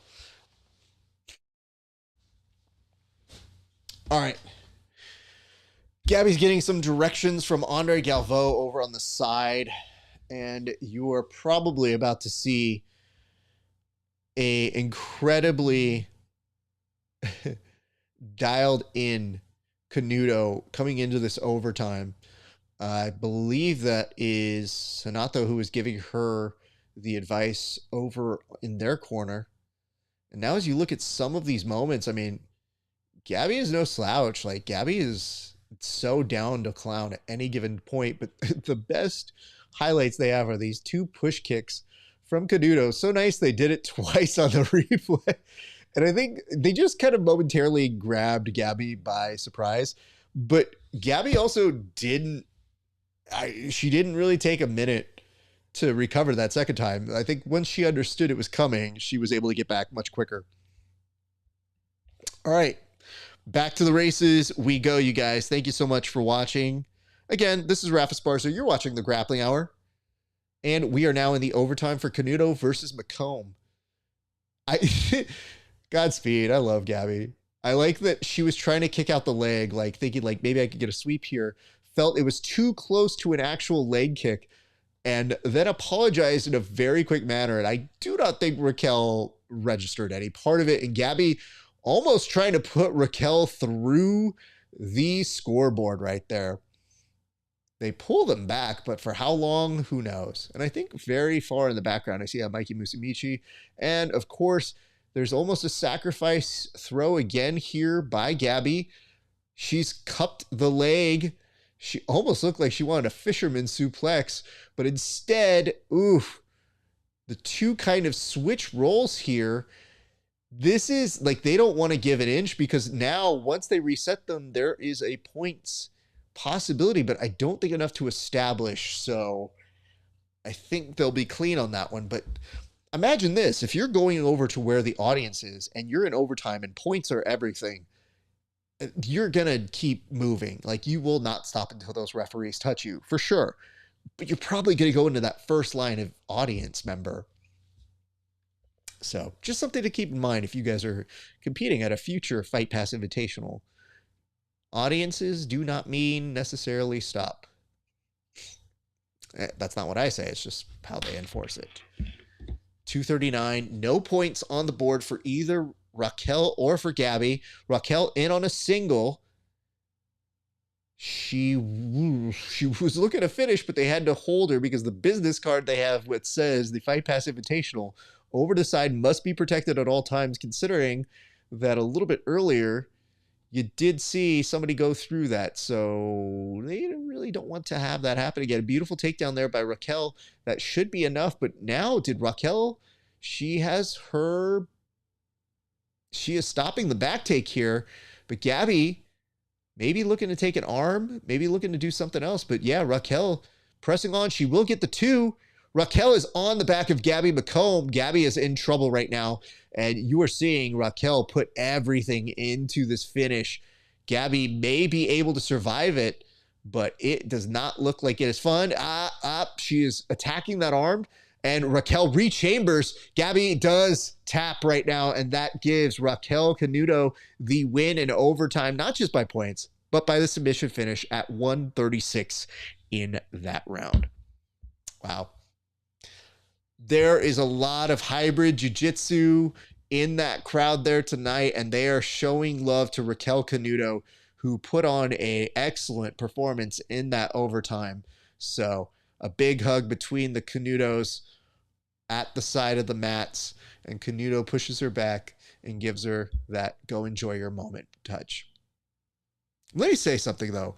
Gabby McComb is forever that chick. Like, she pulled that shit off. Like, she made that match just as fun to watch, and arguably was getting the better of Raquel in some of the exchanges, and especially in the wrestling in the very, very front half of that regulation period.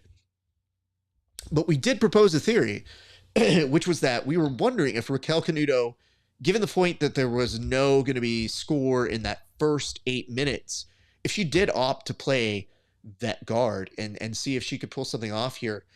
But what you really saw is where she is best, in taking the back and finishing from there. Raquel is relentless in that position, so kudos to her, and that was something fun to behold. And you do see a lot of folks. I mean, I recognize some of the folks from Hybrid Jiu-Jitsu in there, who I have seen on their social media and from their extensive teams. So I think on this one we're probably going to get an interview. I would assume so.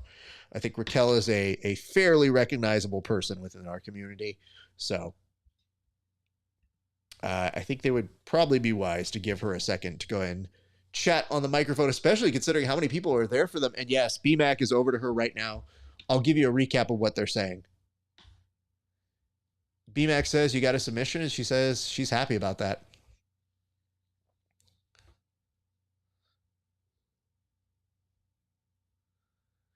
And Raquel says she feels great. You know, her and Gabby have fought before, but to get this and to get the opportunity to go up against one another is amazing.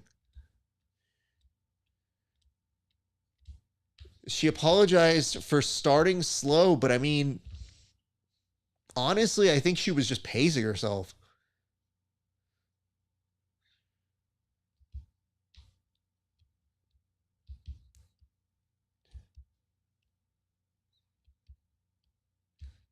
Raquel says it feels amazing to perform in front of her entire team. You know, she wants to put on a good performance for her team, and she does get nervous, but she definitely wants to put out her work and make them proud. And says it feels amazing.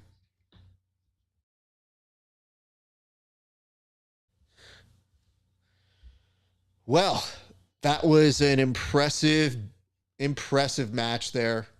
Well done.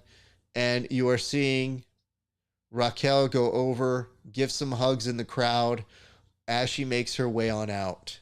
So that was very fun. Good work there. I mean, I still might venture to say that the match of the night is still Gabriel Souza, Cisneros. So you can tell me if you disagree with that, but I just feel like those boys, they put on something special. And I think in that one, you saw Canuto put that foot on the gas and just drive. And I think that made for an incredible finale to that match that was happening between the two of them. Now, here's where things get interesting, because if you look at the card, the Canutos go back and have to game plan a little bit more, because in a few minutes, you're going to see her husband go to work. But just to give you an idea of what we have left, right now, coming up on the stage is going to be Andy Varela versus Dante Leon. Yeah, that. You have Andy Varela, the winner of the PGF, versus Dante Leon, an absolute bronze medalist who is no slouch. Those two gentlemen are human highlight machines, and UFC Fight Pass said, why don't we put them against each other? And to that end, it's still not even the main event. Like, that's how incredibly stacked the rest of this card is. So very happy for that. And then Isaque versus Ronaldo, Souza Jr. And then you've got Canuto and PJ Barch. That happens a little bit later. Mr. Canuto himself. And your main event is going to be Nicky, the $1 million grappler Rodriguez versus Michael Pixley. So stay tuned. Do not go anywhere. But right now, Dante Leon, the Daisy Fresh representative, is making his way out to the mats as we speak. But feel free to hit us with your questions, comments, concerns, hints, allegations, all of that good stuff. You know we love it. You know we can't get enough of it. And I appreciate you guys for tuning in. It does mean a lot to us on this broadcast to have you watching and tuning in with us. But again, like, comment, subscribe. Like, comment, subscribe. Can't say that enough. That is the easiest way to give us some love. And if you really do love us, you can go to patreon.com/grappling hour and give us some love there. $5 a month. You get to see my interviews 30 days before anybody else. So coming up, we've got Dory Un, the qualifier winner from the PGF. That was an amazing interview. We've got Ian Butler, who's going to be competing at Polaris very, very soon. And I cannot wait for you guys to see those interviews. And I think you will enjoy them. So look out for those very soon. If you don't pay the $5, you have to wait 30 days. It's not that bad. And even this week on our Patreon, we did put up a throwback episode where Cody Steele basically, I mean, I think it's safe to say he assaulted me. I think so. Of course, earlier this week, in this very arena at the Apex Center, Cody Steele was able to punch his ticket to the UFC, and we just have to say congratulations to our friend.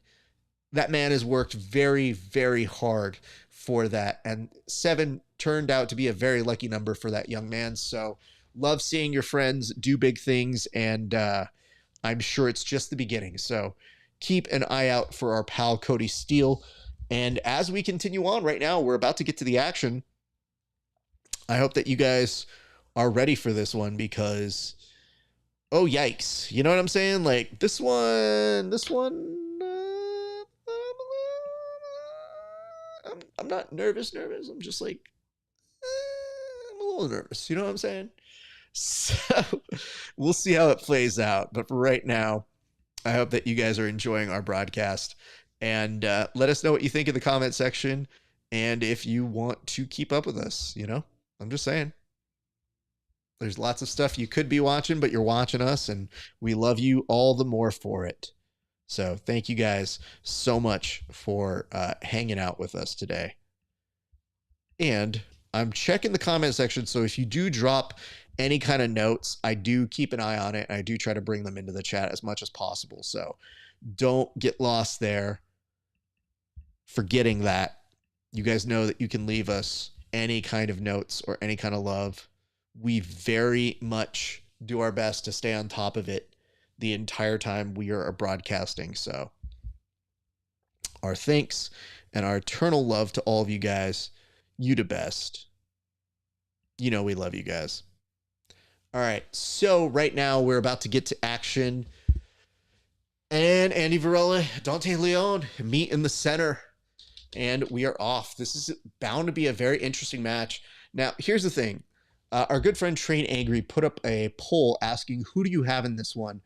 And on the poll, I would agree. I think that Dante Leon maybe has a slight edge on the pedigree. But I would tell you this. I feel like there's always just an X factor with Andy because when he is on, he is always world class. And I'm not quite sure how this one shakes out, honestly, guys. I really am intrigued because Dante is incredibly explosive, and we'll see how these two kind of counterbalance each other. And I'm glad they're giving this one 10 minutes. So I'm very, very pleased to see that's the case. I would hate to see this one, for any reason, be reduced or not at its full capability. So here we are. Right now, Andy looking to pass. You saw Dante very early on pull guard. I think it's a smart move. Why waste some of the energy, especially in the no points portion? So you'll almost feel like Dante is going to play this almost like an ADCC match where he doesn't have to worry about the points at this juncture, but I think he knows at some point it could become something that's way in play. Plus, I think he feels very strongly about his ability to maybe get a leg attack on Andy Varela, and I wonder what that says. So there's a lot that I feel like people are still in the process of kind of feeling each other out. You've seen some early fast action between them. You've seen some attacks from Andy Varela up top, but you're seeing very aggressive pulls by Dante Leon, like pulling on the arms, pulling on the legs, off balancing as much as he can, and nothing happening yet. We're at a little bit of a stalemate. Andy tries to push down on the leg and go to the other side to sweep. Dante Leon very nicely just bridging him out and just making sure that he uses that hand to post him out to the side. Again, both of these guys are incredibly decorated grapplers. Like, make no mistake of it, they are truly good at what they do. But I am somewhat intrigued to see how they end up counterbalancing one another. Like, I wonder if this is one of those things where you're going to see maybe a slight dip in the action, if only just to kind of give the, oh God, aggressive push there by Andy Varela, who may start striking here. And I think that Dante Leon might be somebody to strike back with him. I'm not going to lie, I think, on that one. I think that could very well be a possibility. So, all right, the referee stands them both up right now. And we'll see how this plays out right now. But yeah, oh, nice pull to guard. And I thought Varela had to be very, very aware of that arm potentially being in danger. So yeah, right now, very intriguing to see how that goes. Andy Varela still continuing to aggressively push up forward. He has a knee. He was looking to get it past Dante, keeping that barrier, making sure to push him. And now Andy's getting kind of sick of those pushes and now just slapped Dante Leon. I think it was a very aggressive push on the head, but that did come off as a slap. And Andy kind of realizing his error and knows that that wasn't probably the coolest thing to do. So, okay. And now is going to find himself in the middle of a guillotine. Oh, from Dante Leon. It's going to be hard to pop out that head. Dante has it, and he gets the tap. Wow. Wow. That was an impressive performance there by Dante Leon, and I think the frustration got to Andy Varela in that moment. And I think that when Dante Leon really saw those aggressive strikes happen, man. So we're going to look back. This is the palm strike that kind of comes through. And it is a little bit of a strike. It is a little bit of a slap. So not a big deal. But when Andy shot in for a takedown off of that, Andy left his neck in a possibility for him to get a little bit compromised here. And that did play into the realm for one Dante Leon, who basically gets his revenge. And Andy's, he doesn't want to sit there for the hand raise. I think he knows that this sucks and he's just waiting it out. Dante Leon telling the crowd to get on their feet. Andy did not give his hand to the referee to hold. And Andy Varela shakes his hand. And I think we're going to go to Dante Leon because I think we have to ask the question. Yeah, there you go.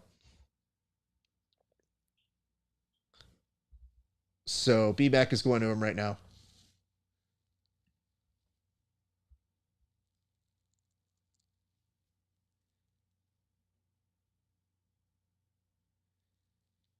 Dante says nobody likes getting smacked in the face.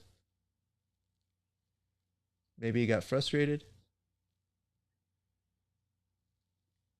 Maybe he couldn't pass guard, so that's why he smacked him in the face. So he says, all respect to him. And I know we'll fight again.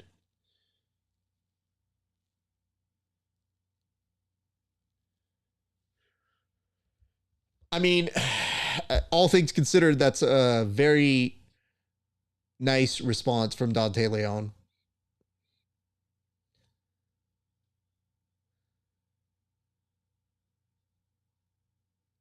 And Dante says that part of the tip-off to him was that he noticed that every time he was shooting in, his head was very low. So in doing so, that kind of gave him the tip-off. This might be in his near future.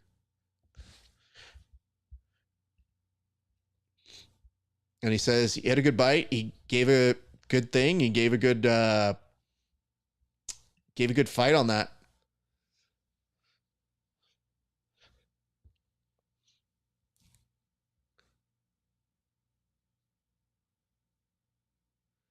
And Dante says, don't worry about who's next. Just give me a person because I could do any weight.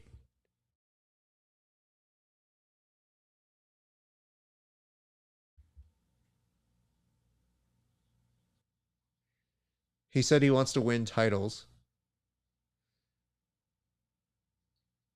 He says 155 or 170 title. He wants it.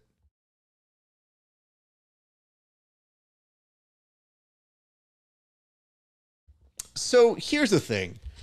There is no such thing as a title currently from the UFC Fight Pass. Doesn't mean it can't happen. It's just they haven't made one. What an interesting proposition there by Dante Leon for him to essentially just say like, hey, you don't have one, create one. May not be a bad idea.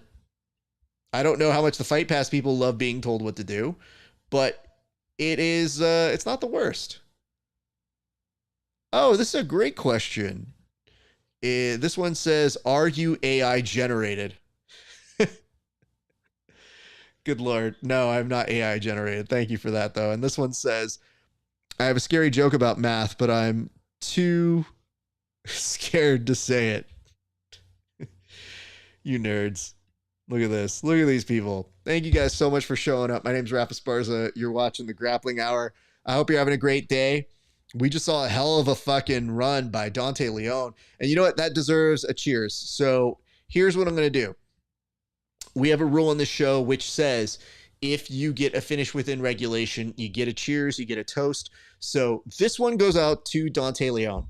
Dante, we do this dance almost every single time, but you created an incredible proposition after such an impressive guillotine finish. I give you the invitation to come on the show, and then you don't come. In fact, I gave you it once, and I said come on the show, and you almost did. Then you almost did it twice. I'm going to say this right now, Dante Leon. I think it's time you come on the show. Let's talk about how we can get Fight Pass to create the division for a belt that you do deserve. Because submitting a PGF winner, a notable highlight machine in Andy Varela, not a easy thing to do. So cheers to you, sir. Come on the show. We'd love to have you for a proper conversation, and I hope all is well. Cheers. All right, so on our show, we do a toast to those who get finishes within regulation, and that's what we're doing. And that's why we're doing it. Did you just tell me no cursing? That's not how this works. No, thank you, though. Appreciate it, you guys. You guys are adorable. Yeah, the way my shows work, there's always going to be cursing. You are a guest here. You are coming into my home. You don't tell someone at their home how to live. You can make suggestions. It's just not going to happen. Anyway, super stoked about that. And as Buji Gatami said, not only is Dante a monster, yes, they even did take out the ref, which I would have gotten a screenshot to capture, but womp womp. They block screenshots on UFC Fight Pass because they hate freedom. It's really what it is. Anyway, very stoked for this next match. We'll go over the details here in a second, but we have 3 more matches left here on this evening, and I'm happy to walk you guys through them. My thanks to everybody tuning in. I hope you're having a great night as well.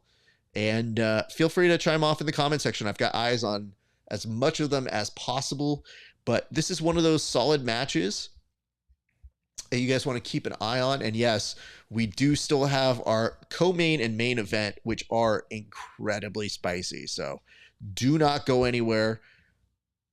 Butts in seats, stay here with us. Do not leave. You do not want to miss out on what is happening here tonight. But right now, you got Isaque, and I believe his dance partner on this one is going to be one Ronaldo Souza Jr. So you got Ronaldo Jr. and Isaque Beniz, but should be fun. I do wonder how the placement went, because I would not have put Dante and Andy below this. Sometimes it's written into your contract. Maybe sometimes you need a break if you're Andre Galvao in between them. I wouldn't. But that's just me. So here we go.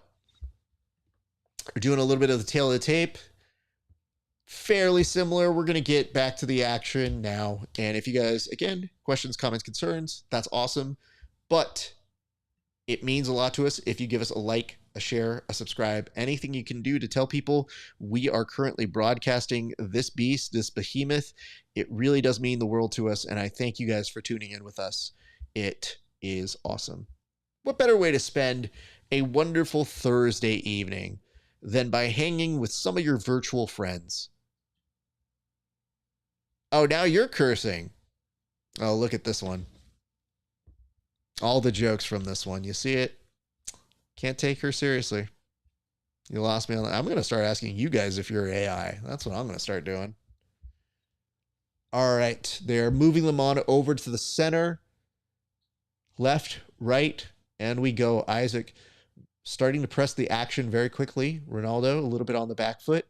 Isaque looks for that single, doesn't quite get it. Ronaldo jumps and leaps at him and tries to keep the guard going on right here. They're going to move them back to the center of the mats. That is probably the fastest we have had the beginning of a match restart in a position, but it kind of shows you how these boys want to get after it today.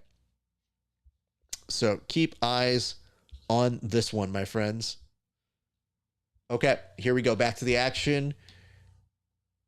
Ronaldo looking for that leg here. There's a reap.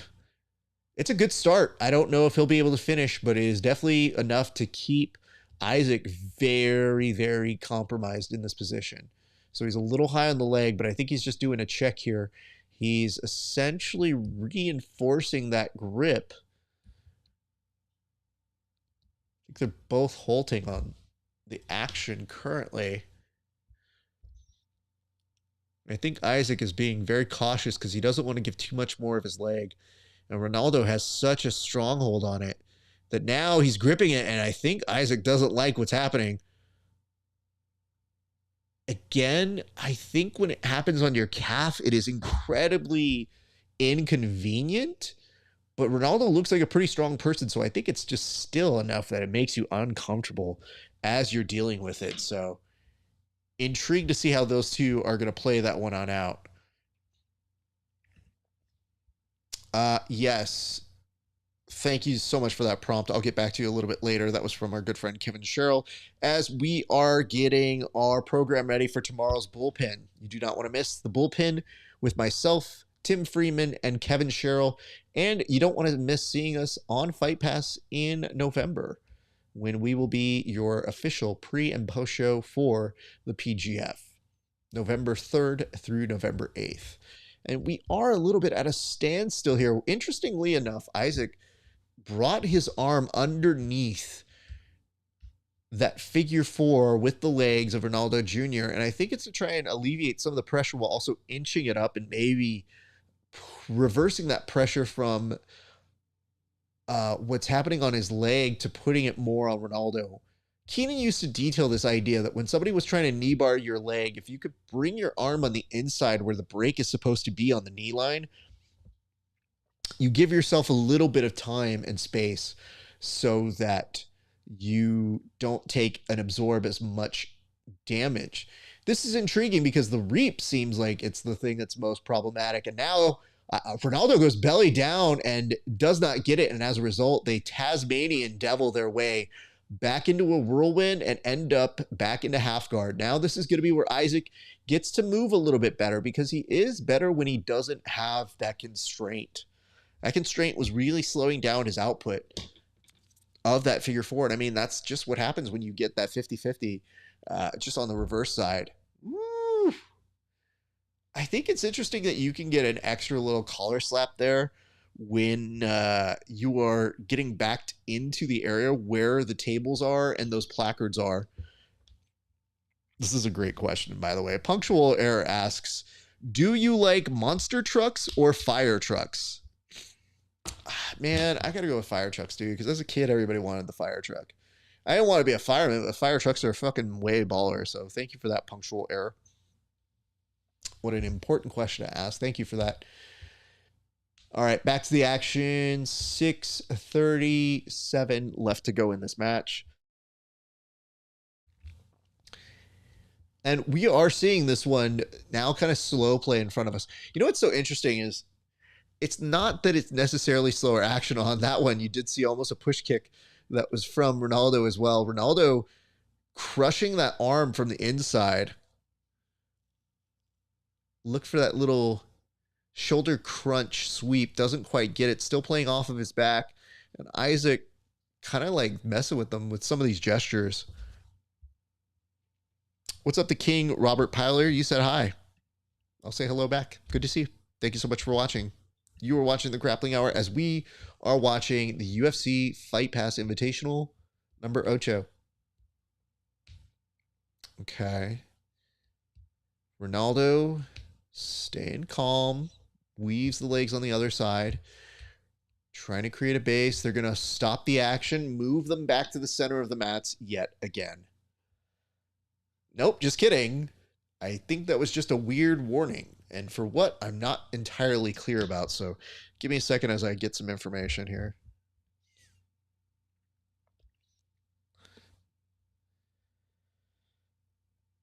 Oh, Isaque is on a heel hook here, and Ronaldo was in trouble and still may be so, but managed to get his leg out, and they have to put a break to the action as they convince these warriors to, not kill each other as much right now. So 5:12 left on this clock right now.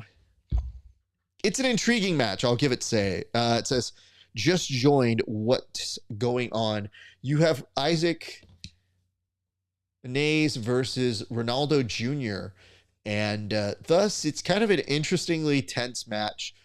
It is weird to have right after Varela and Dante, but they're not bad in terms of action. I think they are trying to make something happen. It's just we haven't quite gotten to one person looking like they're running away with it just yet. The hard part for this is not a match where I feel we need to see overtime, but I get increasingly worried that it is a match we will see overtime for. So more to come on that one, friends. 4:20 left to go in the match. A little bit of standing up from both these gentlemen. You say you're not a sports fan, but you'll stay for a little bit. All good. We do a little bit of everything here on this show. Obviously, this is primarily a sports broadcast for the UFC Fight Pass Invitational, but we're also pop culture enthusiasts. So you can throw any question at me about pop culture, and if I'm entertained by it, I will entertain it. So, just saying. And you just wrote, Castanon, thanks for this. No, thank you for watching. And the kindest thing you can do is give us a like and a subscribe on our YouTube page at Grappling Hour. It really does mean the world to us. So thank you so much for watching. We appreciate you. And we are seeing with 3:33 left to go, we're kind of in that forehead wrestling portion of the match. Not super great wrestling, just a little bit more of shoving aggressively and almost into the crowd. And yep, that one dude just had his mind blown. And that just happens to be Moura Divashili. So yeah, I think he's pretty happy about it. And I do see right now, Ronaldo might be in on a guillotine, but has to let it go. Even though they were outside, that dude had so much time on the floor. I am surprised they let him lock that up. But I think they're trying to let these guys have fair play as they go through these matches. So 3 minutes are left in this match. We'll see what's going on here. It's a very, very, very interesting back and forth mission between all of these gents. And I see a few of you. Thank you so much for this. You guys are continuing to watch along with us on all these different places. So I'm seeing some notes here from different streams that I didn't think we were on that. But lo and behold, what's up, Michael Ochoa? Thank you so much. I should say this. If you give us a subscribe, a like and a subscribe, we will do a toast specifically to you. Normally we do toast to those who get finishes within regulation as athletes, but we'll do one to you if you do that for us. You just you may have to show me it, because sometimes it doesn't show me somebody has subscribed to us on my my little notifications here. So sometimes I'm a little bit behind, but if you do, I'm happy to do that for you. So there's that. All right. We're winding down on this one. Just last 2 minutes. It is not the most exciting one we've seen. It is, it's still going. It's not that bad. And Ronaldo looked like he had a real high elbow guillotine finish. This could be a real thing. This could be a finish right now. But Isaque doing an excellent job of keeping him at bay. And they're once again rolling into the audience.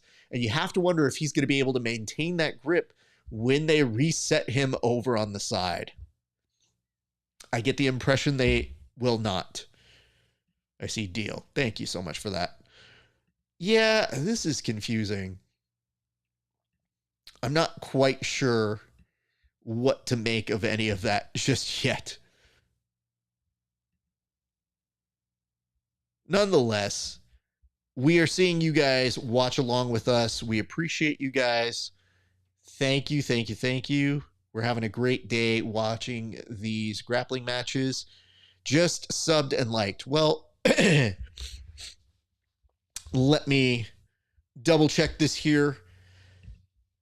Senor the King. I did just see one go in. You know what? That's good enough.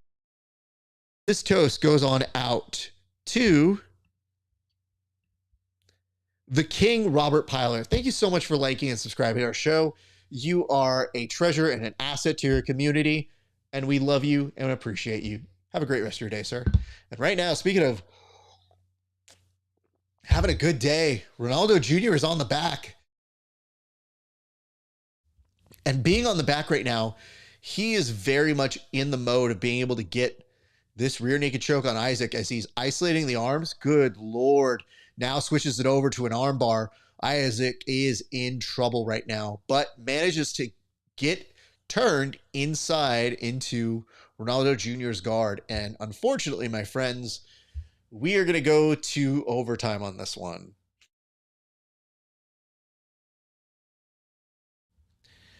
Yep, time just expired on that one. To overtime we go. Again, not the world's best, but like I kind of see the appeal of this one. I kind of see that we're making something happen here. It's just, you know, sometimes when you're watching a match and you want it to be a little bit better, and then you realize you're just in the space of thinking, you know what really sucks?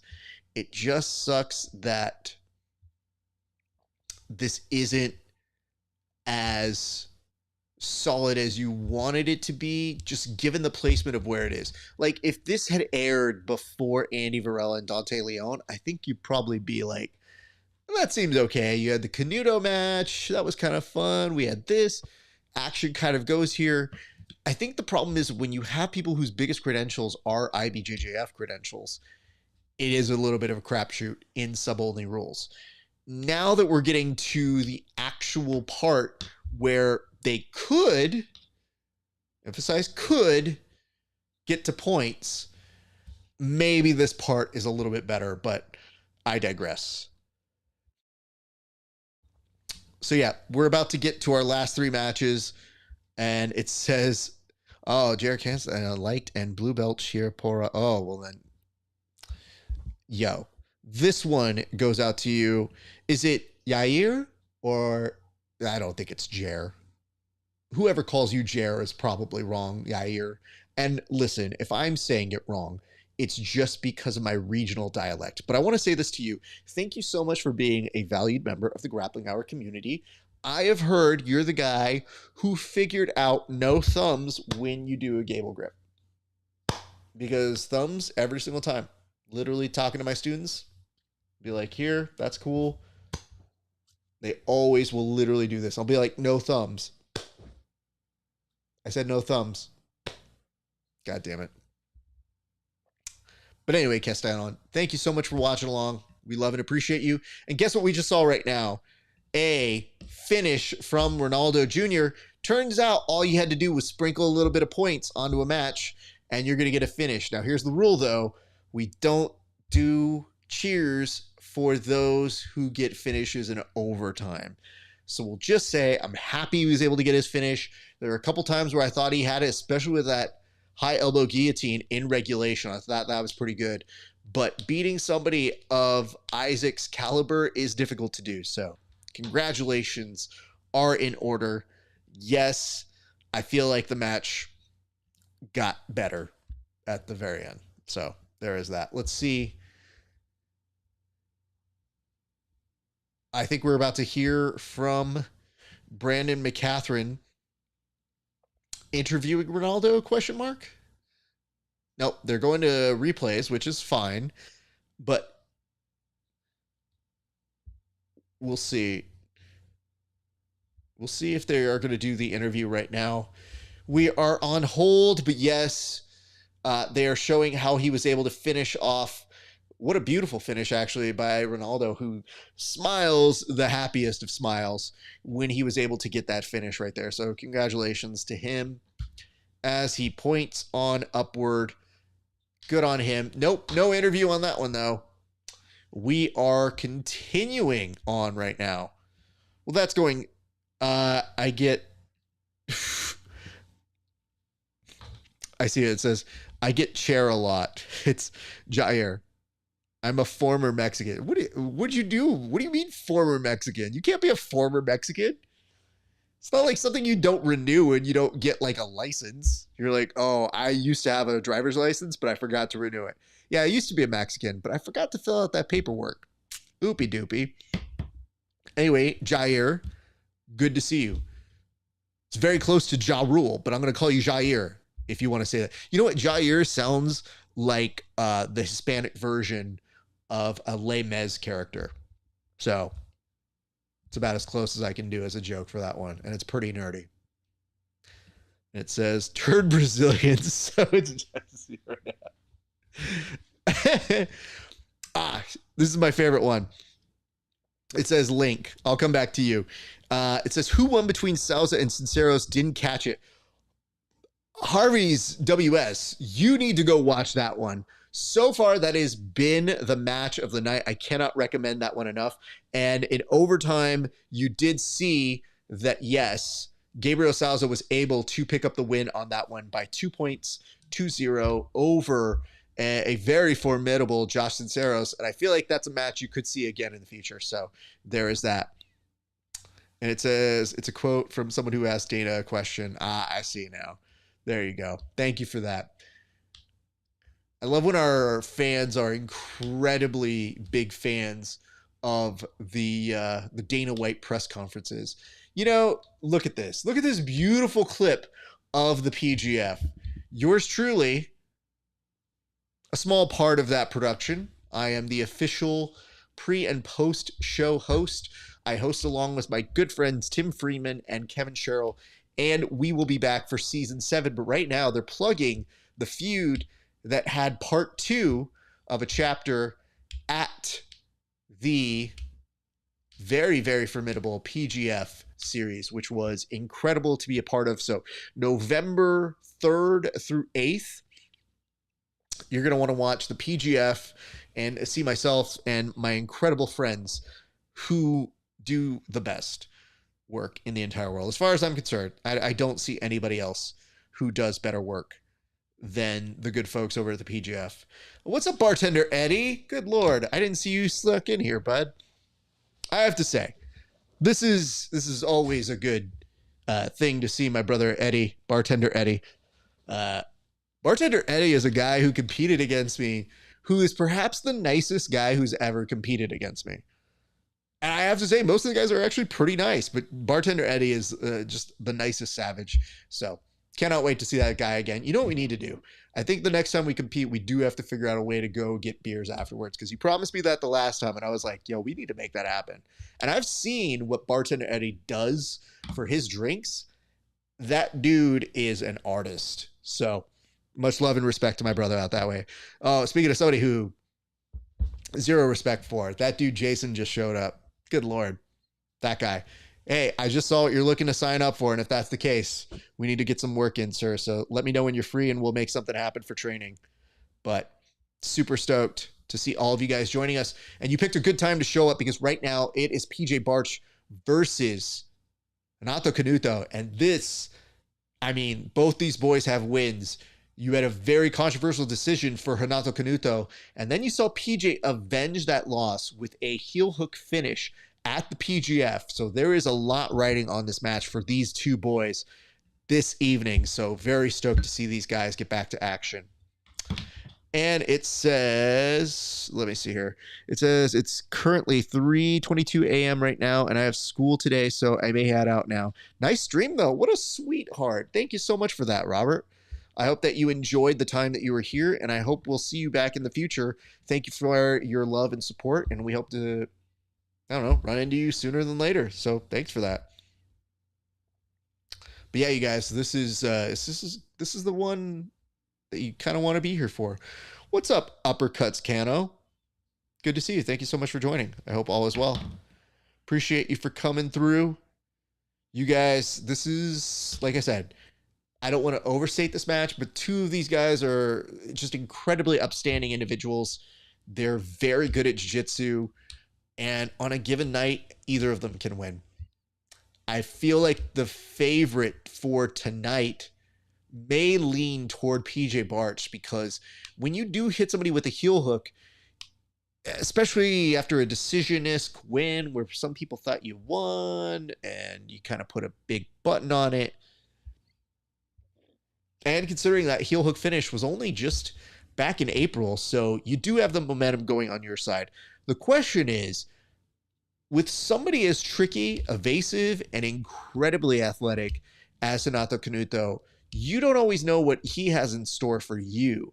And his movement patterns are incredibly difficult to predict or to be a person that can actually go up against. So I'm intrigued to see who, what, where, when, and why happens in this match. But I thank you all for joining in, and I continue to thank you guys for watching along with us. I hope that you're having a good night. But right now, these two gentlemen are going to get after it, and I hope that you guys are ready to hear us talk all about it. And that match comes to you in the next 20 seconds. So they're doing the Canuto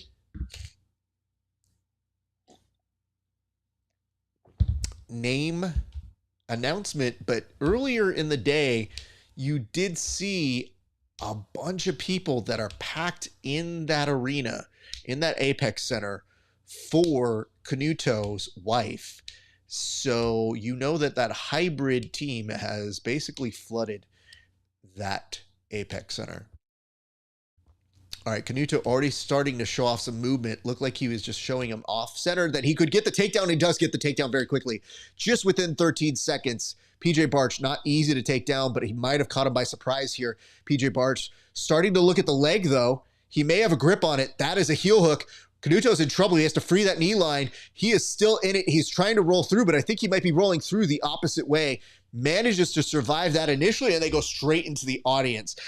Now, listen, guys. This is why I do vote for the pit. Yes, it is nicer when we have the pit that keeps most audience members somewhat at bay. So anyway, here we go. Canuto, I mean, that's got to be good for both of those guys. For Canuto, you felt like you got a little bit of shine getting that takedown within a few seconds. And for PJ, you saw that heel hook is very much in play and that you could repeat your success that you had at the PGF if you play it right. So it'll be very intriguing to see how the rest of this one plays out, you guys. My thanks again to everybody who's tuning in. I've seen people trickle in and out throughout the evening, and we just want to say thank you so much for watching along with us. We hope that you're enjoying this broadcast of the Grappling Hour, watching this event. And right now, PJ Barch, Canuto, feeling each other out still.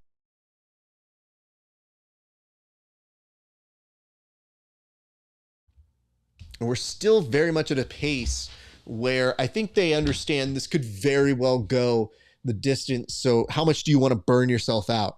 Do you want to make sure that you're still going to have gas in the tank for when you face your opponent in a very exhausting overtime? And I mean, these boys were at the PGF, so they know what exhaustion can look like. They know that you could get so tired. Oh, couldn't tell if that was a poke of the eye, but I think we're good again.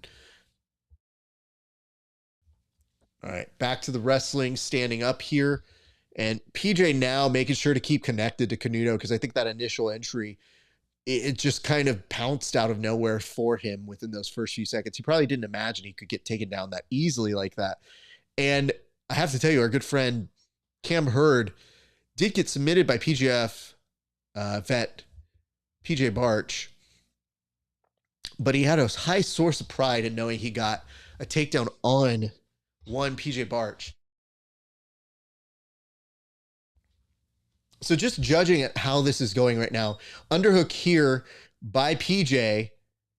Canuto might get dragged down here, but I mean, Canuto can make those fixes Both men release, and now we're back to a little bit of a pummeling game as our referees and our outside protectors are making sure the audience stays as safe as possible. I mean, there was an almost snatch single there by Canuto, who kind of like just lets it go, reframes, gets it back. And it says, mat size is never big enough, it seems. I mean, that's for sure. It is very confusing to... It is very confusing to try and have the proper mat size for any of these. Like, we don't know what to do. I mean, again, that goes back to the pit idea. But it's also an athlete and adjudicator sort of thing. Like, your referee should be stopping these. But at the same point, can you be as fast as Renato Canuto? I know I cannot. And it says, Yuabut, it says, brother, do you have some link? Can't replay this enough, but I am the link. I know the people who work at Fight Pass. I know the people who work at Flow Grappling. I'm not sacrificing my channel. So this is like our nice little middle ground. I give you the play-by-play. I tell you what's happening, and this is free. So, just saying. We are not quite at the halfway point just yet, but again, we're still very much at the feeling out portions of it. Now, I like this strategy from PJ by getting this collar tie and seeing maybe if he can duck down the head of Canuto. If you take out the head a little bit, it does become harder to drive the body. PJ kind of burst in, does get double unders, and does kind of get the takedown, but he gets reversed. God damn, well placed there by Canuto, whose just body mechanics are always top tier. Now this plays into where Canuto is best. Canuto is such a beast at passing, at maintaining an incredible speed and pace. And, you know, if there's one thing that you can do is you can, if you're Canuto, not me, you can tire PJ out. It's just you have to find ways to make your body incredibly heavy on a person that eats pressure. Like, the thing that we see PJ do is, yeah, he's an incredibly talented grappler, but I think, oh, nice little Kimura attempt here, kind of powers over. PJ's committing to it. Canuto's not really selling it, very much staying neutral on this. May look to see if he can wrap his arm on the around the body of PJ and neutralize this kind of Kimura from underneath. But PJ's using it. He does have a good grip. We'll see how he's able to play it. He's using it as leverage to try and come up a little bit more. Canuto isn't budging on it. He does get it. It does have a slight Ultra Kimura moment. I wonder if PJ kind of let that go because he thought he actually got a tap in the middle of that. He did not. But now, as a result, man, Canuto read that incredibly well and came up, gets a takedown of it. Now is kind of seeing if he could get just a little bit of a reaction. Not quite an Estima lock off that one, but just enough to see what PJ may or may not do. So here we are, 3:56 left to go in this match, and it has been very tense, very, very tense. PJ going back to where his bread and butter is with Canuto and seeing if he could attack the leg. He was trying on his left side, but he might actually be, if he switches over to the left side, he might actually have an ability to get him here. He thought for a split second he was going to be able to attack now. Lifts it out. Yep. Switches to the other side. Now again, Canuto's a little bit stuck with this outside 50-50. Now PJ's coming through. Has it stored, passes it to the other side. Canuto needs to be very cautious.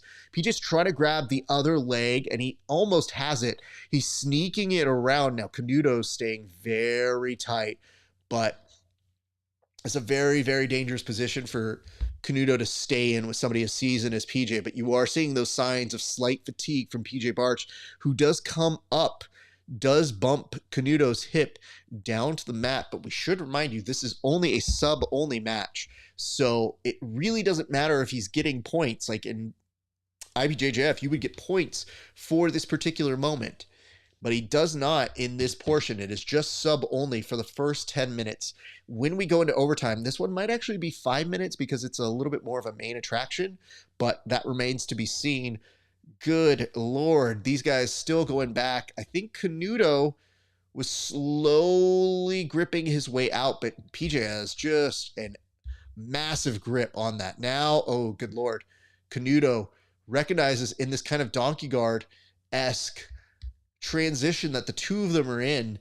PJ, I think he has to play this one a little bit slow because I think in this particular juncture, he's putting his weight onto Canuto from that donkey guard, which will maybe make it release. But now they reverse position. And I think for a split second, PJ was maybe thinking about maybe going to like a toe hold or maybe going on over to the A block, which is a very, very effective maneuver from that position. But now PJ's arm is stuck in that donkey guard with that arm. They reverse position again. PJ now on top. There's 1 minute and 37 seconds left to go. Great back and forth between these gents. And you are seeing both of them just fight an inch, and the referee puts a pause on them as he's going to probably drag them back on over to the center of the mats, because I think they want to get their money on return. I think they want to get as much mat return as possible, and they do stand them back up, which is, I mean, a blessing for us as an audience. Minute 24 left to go in this match.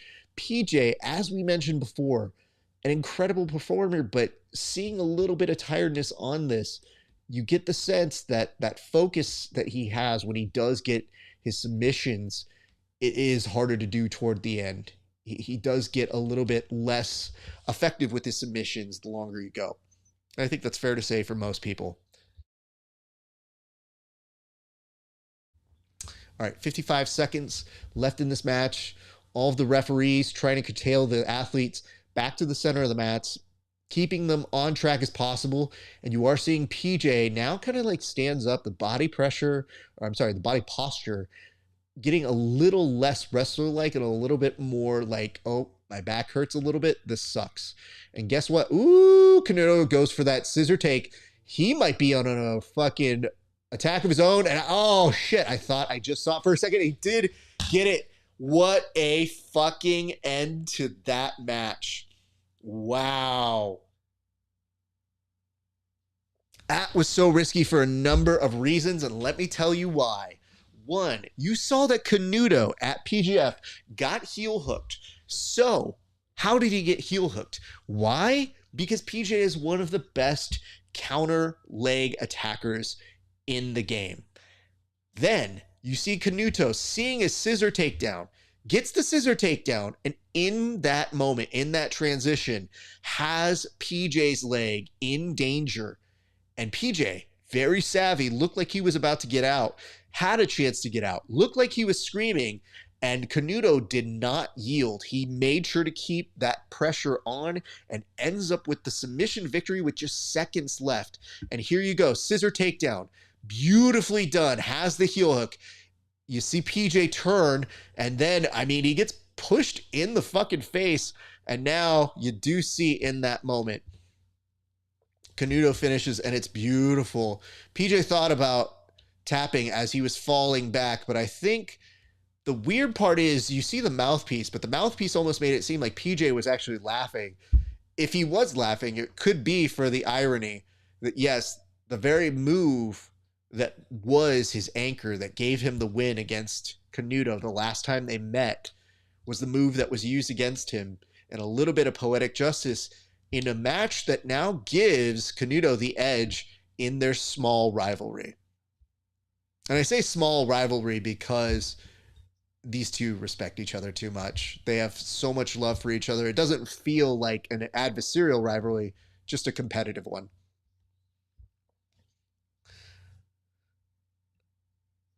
And BMAC is interviewing both these athletes.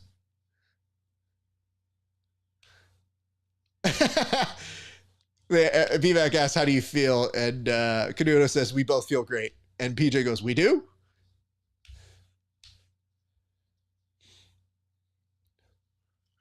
And PJ said he didn't let him get on top. And he said, it was an incredible game plan. Hats off. And BMAC now is playing up to the fact that all of Canuto students, what does it feel like to win in front of all those people?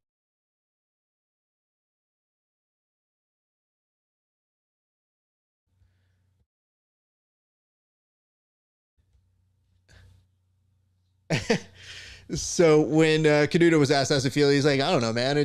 All of us had a dream to fight in the UFC. This is motherfucking cool.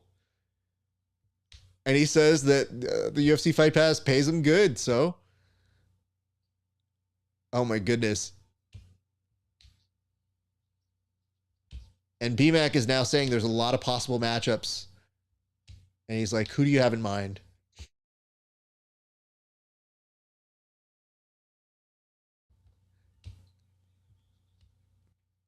Canuto says, when I win, it's whoever comes after me. Aw, what a sweetheart.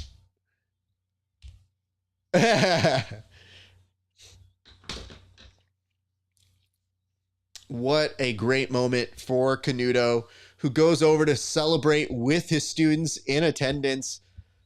That is a truly great moment. I had a question over here from Jacob, who just asked, main event up next.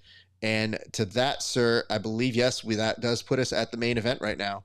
So just in case you guys were wondering, the co-main was Canuto and PJ Barch. Your main event versus Michael Pixley and the $1 million grappler, Nicky Rod, is coming up in just a few seconds. So hang tight with us. We're going to enjoy this match, and we are so happy that you guys are joining us on this wonderful Thursday evening. It's been an incredible, incredible night. It says, did he Kami Basami that guy? I mean, essentially, yes. And how do I put this? It was just flawless. Like, that's the person who you do trust to do that move. You don't trust a lot of people to do that move, but you do trust him to move. He has the wherewithal, the body mechanics to know how to do it where it just looks so clean and effortless.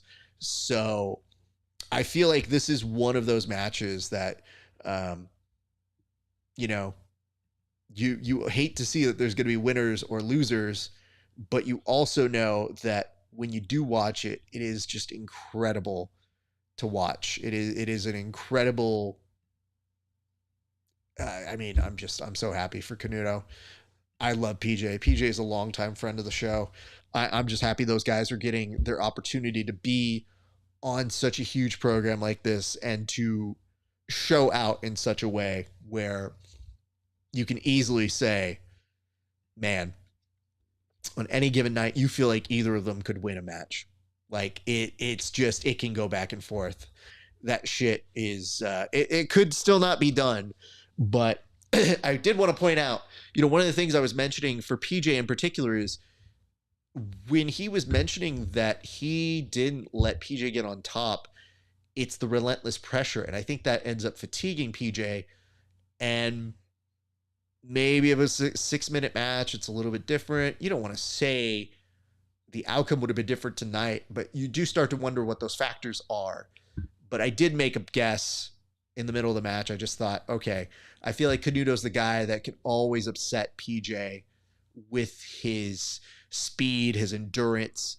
And, you know, tonight that was the case. He definitely did it. And there was a little bit of flashy technique for those of you nerds that like that stuff. So definitely a really good night for Renato Canuto. And you know what's really good is we've gone through a series of matches and we're going to end probably at about the 3-hour mark.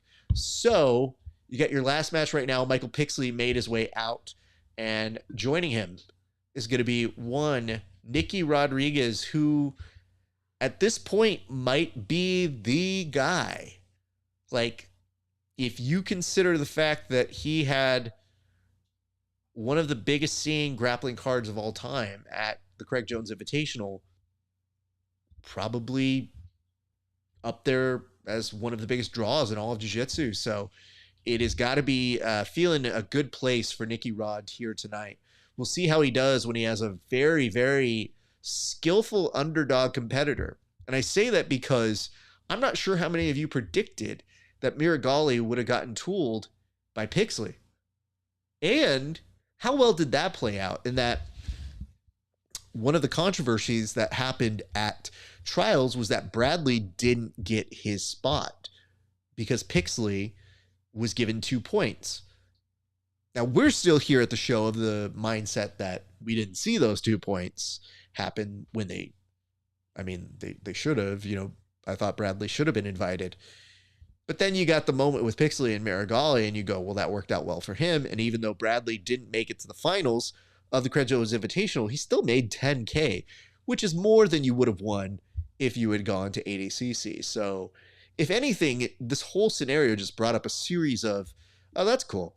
Oh, that played out well. Oh, that did work. So, a lot to consider as you go through these myriad of possibilities and ways that these things play out. So, my thanks to you guys for joining in.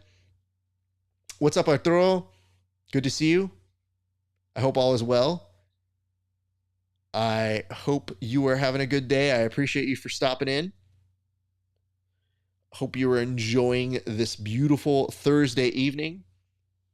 And the main event with Pixley and with Nicky Rod, I think this should be interesting because now the question is, Pixley has all of this hype around him based off his ADCC run. Is he going to create such an upset here tonight against the $1 million grappler in Nicky Rod? That is the $1 million question here tonight. And let's say he does beat Nicky Rod. What does that mean? But what do you mean? Like, if he beats Nicky Rod tonight, does that dequalify part of CJI? Does it delegitimize the process? What does it mean if somebody makes that big of an upset? And then do you see Marigali get in the chat and say like, well, actually, I'm still really good because I lost to that guy too. And in actuality, when I get my revenge tour, I will be better than everybody. In fact, I'm already better than everybody. And if you're Gordon, you are in town. We did see he was training with Gabriel Stevenson and with John Jones, which is the Nightmare Blunt rotation. So there's a lot here. I do wonder if Nicky Rod does win tonight. Does the UFC Fight Pass Invitational, do they have the opportunity to make that match between Gordon and Nicky Rod happen? Because Nicky Rod was the one to say, I'll put up $1 million. And the common wisdom says that you would do that at the Craig Jones Invitational, but you almost get the sense that Gordon would never do the Craig Jones Invitational. So, what do we get from that? The match begins now, Nicky Rod and Michael Pixley. Nicky Rod opts to just pull guard here, and probably a very wise choice. Oh, so I think you have to make contact before you pull guard here. And it says, Miragali's in the chat already. His girlfriend has school in the morning. Probably, dude. Good Lord. That man has weird justifications for it. But we're not going to get into that yet. We're going to get into this match. And yes, telling Nicky Rod he has to stand up is an intriguing thing. One of the best people at doing a fake guard pull where it looks like he's about to kneel and then he just darts at your knees. I have seen him do it multiple times, and I've always wondered how he would execute that. And now Nicky Rod almost looked like he was either showing off his leg or just basically telling him and inviting him to take it down. But I love that. It was a very nonchalant, like, take it. Look at it. Pixley does kind of push Nicky Rod outside of the bounds for a few seconds. They return back to the center of the mats, and Nicky Rod immediately goes for that club, doesn't quite get to the dig portion. And wow, Michael Pixley has a very aggressive kick to that leg, trying to off-balance Nicky Rod, as Nicky Rod goes and almost used that as an opportunity to pull guard. I think when Nicky Rod was interviewed earlier this week, they were asking him, what's the game plan? Do you find yourself as somebody who's going to try and make this a stand-up match?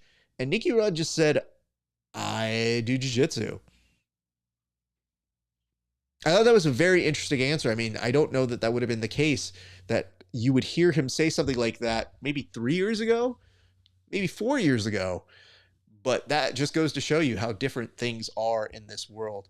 And I saw this and it says, nasty wrestle-ups from Nicky Rod. Of course, I mean, he is definitely somebody who has explosive power being as tall as he is and as big as he is. So that is why one of these matches between him and Pixley makes for an ideal sort of matchup. And I think the weird part is it's one of the few times where Nicky has had that advantage, that drive over some of the older statesmen of the big boy division. So now when you get somebody who's young and grimy and has judo awareness, you do wonder, like, I think he's in the space where he's like, I don't want to waste time wrestling with this dude. I want to pull guard. I've seen the future. I've seen the light, you guys. Pulling guard is the real. And it says, is the event over? It says, let me go check this out. Thanks. Different rule set. Thank you for that. I appreciate that. Yeah, I mean, obviously the event's still going on. We're in the middle of the main event. It's tense. It's a little interesting to see how this will play out between these two gentlemen. But thus far in, a lot of movement has been posturing for position. Nicky Rod, very nice little drag down there with the head. He uses his head movement as well very nicely. And I saw our referee putting up a 1 over that way. Either he's a huge Roman Reigns fan, or maybe we had a negative point happen. A lot of pushing happens on the edges, not a lot of takedowns.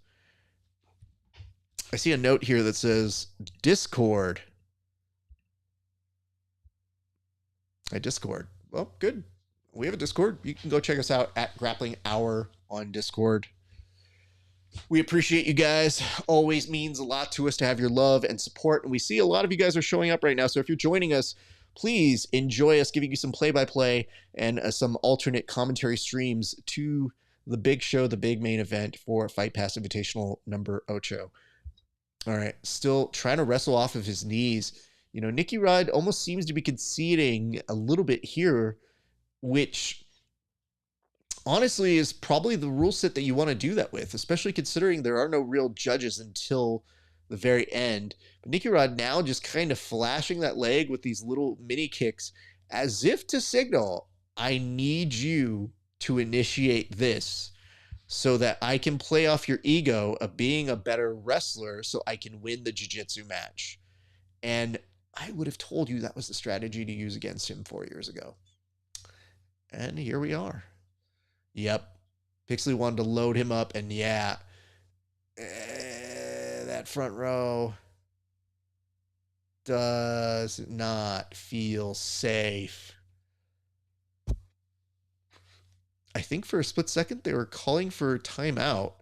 At least the referee was, just to let our judges table know something, because Nicky Rod wanted, I think, the underhook that he had, that he ended up with. He tried very hard to make sure he was posing in that position toward the end, but he does not get to keep it. Both the gentlemen just start standing regularly.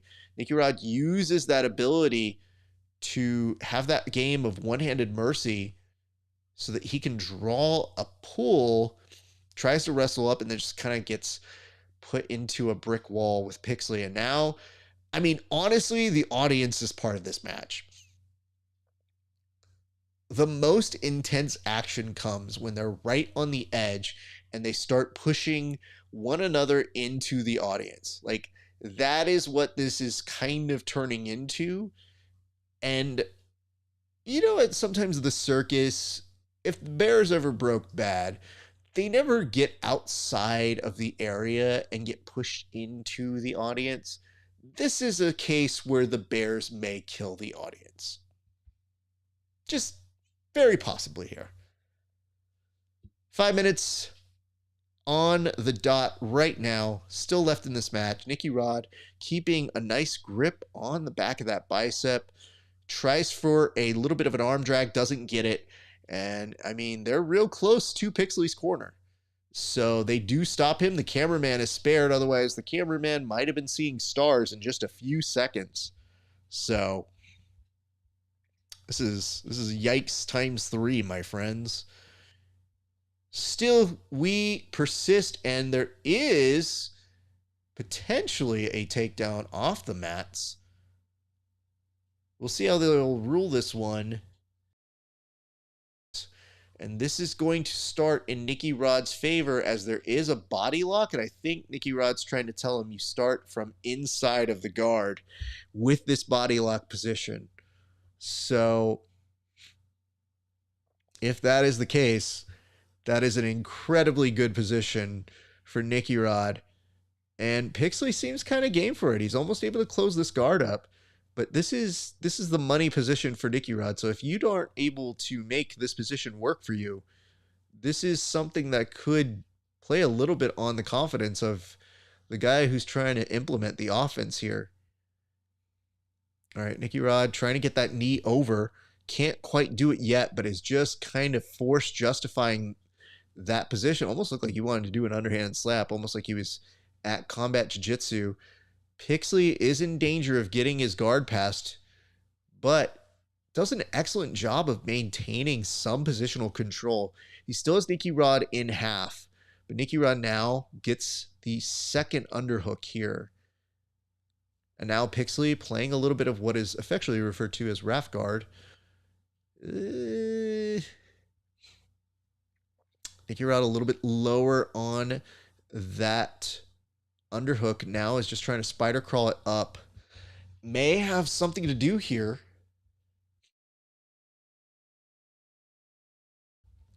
I think right now the frame for Pixley might make him able to get back to a guard position. Nicky Rod has to be very careful about where his hip ends up, because if that's the case, yep. Right now, Nicky Rod may end up back in guard. Still waiting to see how this turns out. He's still in that half guard section. So, yeah, it's kind of dicey. Oh, Nicky Rod almost. And Nicky Rod does, for a split second, see the better part of Mount. And now Pixley is just continuing to try and kick push him off. And Nicky Rod rides those kick pushes very aggressively. Pixley has the ability to maybe get a guard here completely, but he has one problem. The side that Nicky Rod is trying to pass is the leg that needs to get out and create the full guard. And Nicky Rod is essentially kneeing the shit out of it. Pixley was looking for the arm there. That might have opened Pandora's box for Nicky Rod to pass. He is close. There is an underhook here. This allows Nicky to potentially tripod if he wants to. But Nicky Rod's kind of just stuck in this position for a heartbeat. We'll see what he's able to do in this particular position. Jesse, link to the Discord. I mean, you guys have all these asks as we're doing. I'll get you one right now, man. But yeah, dude, it is incredibly fun to see you guys joining us. Nicky Rod almost passed, still in this half guard. I mean, Pixley might look for a lockdown, but it almost feels like it's not going to do shit against Nicky Rod. Almost look for a full guard there. I mean, you're going to see Nicky Rod slow play this hand. He will make the most out of that body lock pass. Does get to Mount. All right, so if you're Nicky Rod, you need to submit here. You do not want to go to overtime because it's going to stand you right back up. So at this point, you got 1 minute and 6 seconds left to go. And Pixley is a game opponent. He is proven very savvy, so it's going to be a little difficult. But now Nicky Rod looking almost for kind of like a baseball bat choke to kind of just put some pressure on. I don't think that's necessarily going to work, but I've also never been underneath it. It just looks like Pixley's kind of eating it. I wonder if it's to loosen up something else. I mean, if he baits it, there is that head and arm there that does look spicy enough, but Pixley's getting over to his side, and that may be enough to kind of rock the boat to make sure he makes it to the overtime. I thought for a split second he was looking at covering the mouth there. Difficult to determine. Last 15 seconds here, people. Nicky, I think, is just kind of understanding that's what's going to take at this point. He's going to have to go to that overtime period as he goes to cover the mouth, perhaps to just get a few extra seconds of an edge. All right, while they do that, we're going to go to a quick commercial and we will be right back. 10,000 hours is a steep mountain to climb to become a master, especially when the task at hand puts a relentless demand on your body. There is nothing casual about this sport. It's all in, all effort, all focus. It takes a lot from you, but the reward is unmatched. Mastery of oneself, an acute understanding of your weaknesses with an explosive sense of your strengths. Being able to complete the climb to mastery requires the proper nutrition. This is why it's important to take in a potent blend of electrolytes that is in tune with your output and brings strength to your goals. This potent blend is only found in salt electrolytes. Salt targets your depleted electrolyte levels with a boost of hydration and health. It gives your body the baseline recovery it needs.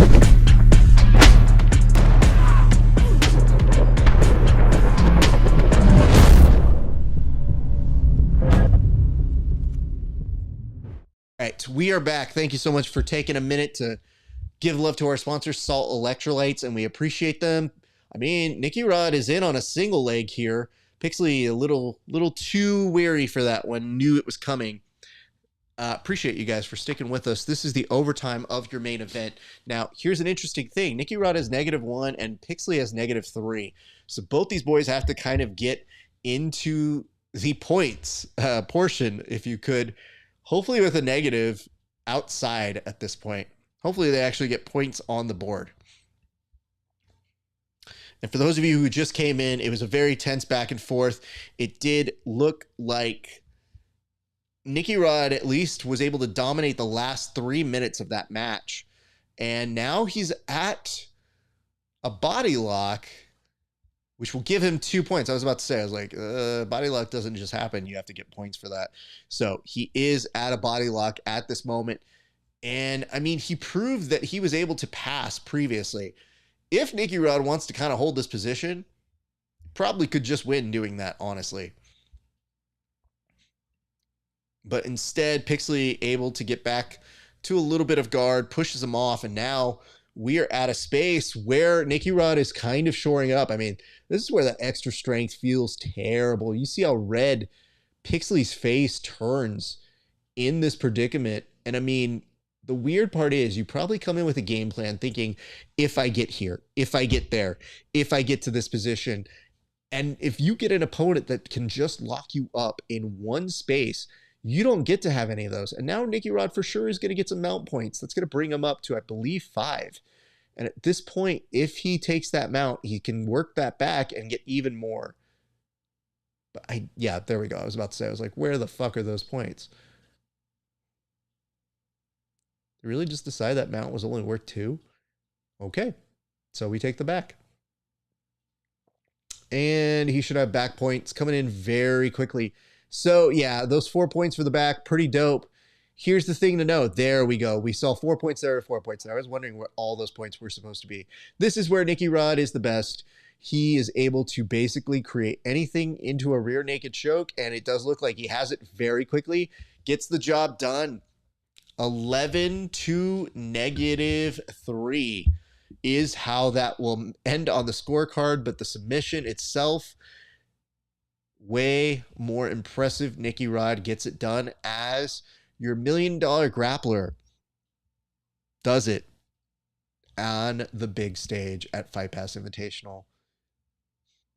You know, given the fact that we don't know exactly what's happening with Gordon, I mean, it's undeniable Nicky Rod has to be our biggest attraction right now. I feel like he is the guy who will help us continue to break out and break it open further. BMAC goes to talk to him. I'll give you a recap of what he says.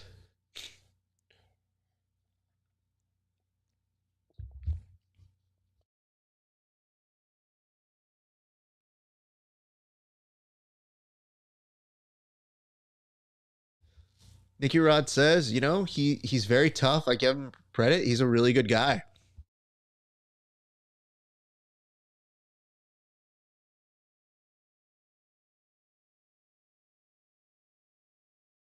He said he saw his work at ADCC, and that's why he wanted to give him time to shine. He really wanted that challenge.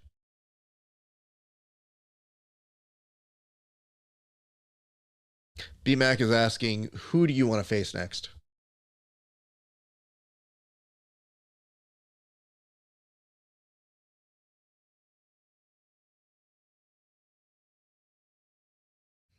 Nicky Rod says he's at a place where he feels like he is the best grappler in the world. So if you guys want the smoke, just hit him up in the DMs. Which oddly, if he wasn't married, would also serve as a, I guess, a pickup line. Very strange. Arturo Ways, it says Pixley should stand back up. I mean, that's what you would hope. What's up, Jits Mom? Good to see you. Bumps and bruises. You joined for a minute. Thanks, you guys. I mean, let me put it to you this way. I think Nicky Rod did what needed to be done here tonight. An excellent job performing, an excellent job all around. It's what you want in your main event. You know, gave you a little bit of everything. I mean, he gave you some of the wrestling, gave you the mount work, gave you the body lock pass. And then when he took the back, he's very good at finishing from there. That is always going to be like his highest premium. And I see that tonight on the broadcast team, they actually brought in Hamilo Bahal. So that was kind of cool to see. So let's do this. Let's give a few. I know for sure I have to give one toast this evening. And that toast is supposed to go out to our pal, one Canuto, the Hanach Canuto. So before we do that, I just want to make sure I'm not missing anything. Oh, yeah, we got to do him. Yep, for sure. All right. So this one is going to go out to our good friend, Renato Canuto. Hey, brother, congratulations to you. So happy for your win. I mean, listen, dude, you and PJ are the best of rivals. We got mad love for both of you guys, and beating him is big congrats to you. Let's do an interview, and maybe we do this one in person. I'll be in Vegas for the PGF, so let's get together soon, sir, and I hope all is well. Always mad love for you, sir, and congratulations. And by the way, I think you come off best in the PGF documentary. I think of all the athletes, I think you are the smiliest. And when you started calling for stalling from behind the black curtain, dead, dying, dead. Anyway, hope to see you soon. Let's do an interview, brother. Much love. Cheers. And then we saw overtime with Ronaldo. Dante Leon, we did the submission cheers for. We did it for some. We don't need to do it for that one. We said congrats to them. But yeah, so we took care of our guys. Nicky Rod, unfortunately, you do not get a cheers tonight because you didn't finish in regulation. But it was impressive, so I will give you that. Nonetheless, while we got you guys here, it's a good time to remind you guys, like, comment, subscribe, give us some love, give us some appreciation. Before I sign off, I should say, tell us what your favorite moment from tonight was. For me, I still feel like the match of the night, man, early on, I felt like it was Gabriel Souza and Cisneros. I'll have to wake up in the morning and see how I feel about that one. I think the PJ Barch and Renato Canuto might have edged them out. Now, I know those kids, Souza and Cisneros, were nonstop energy. I just feel like we got a result in the PJ and Canuto match with seconds to go. And I feel like on any given day, those boys could take it. But I feel like Cisneros and Souza, they did a good job. They were very good. Still potentially for some people could be the match of the night. And of course, big shout out Nicky Rod. What an incredible performance here tonight. Just great stuff. And got it done and against a very, very tough opponent. So you got to admire Nicky Rod's ability, because I'll tell you this much. If I win $1 million, y'all ain't seeing me. I win $1 million. You guys will not see me competing anymore. I'm like, yo, I can't be bothered to get out of my house for less than 20K. So just saying. A few things you can do for us. First and foremost, if you like our show, give us a like and a subscribe. It really does make a difference. We really do appreciate it. It really, really is the best. So that's the first you can do for us at the Grappling Hour. You can also join us on our Patreon, patreon.com/grappling hour. $5 a month, you see our interviews 30 days before anybody else. And for a few extra dollars, you can see extra bonus content that's not available anywhere else. A few other things, if you want some Grappling Hour merch, like this shirt, look at this. /merch. All of that prize money that I make from that goes directly back into the show, buys us cool equipment like this mic, this computer, the sound system, the cameras, the lights, all that stuff. So we make good use of that stuff as much as possible. And then last couple notes, much love and appreciation to all of you guys who tuned in to watch tonight. It always means the world to me that you guys rock with us. It never is lost on me. We love you guys, and we know some of you were new, so we hope that we made new fans of you guys. But you can also find us on literally every single platform at Grappling Hour. So you can find us at Grappling Hour on YouTube, Twitch, Twitter, Instagram, Facebook, all of them.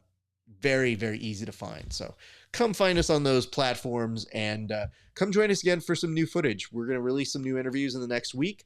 And then additionally, we're going to do a fight companion for the upcoming UFC pay-per-view on October 26th. And that's going to be a little bit earlier in the day, so be prepared for that.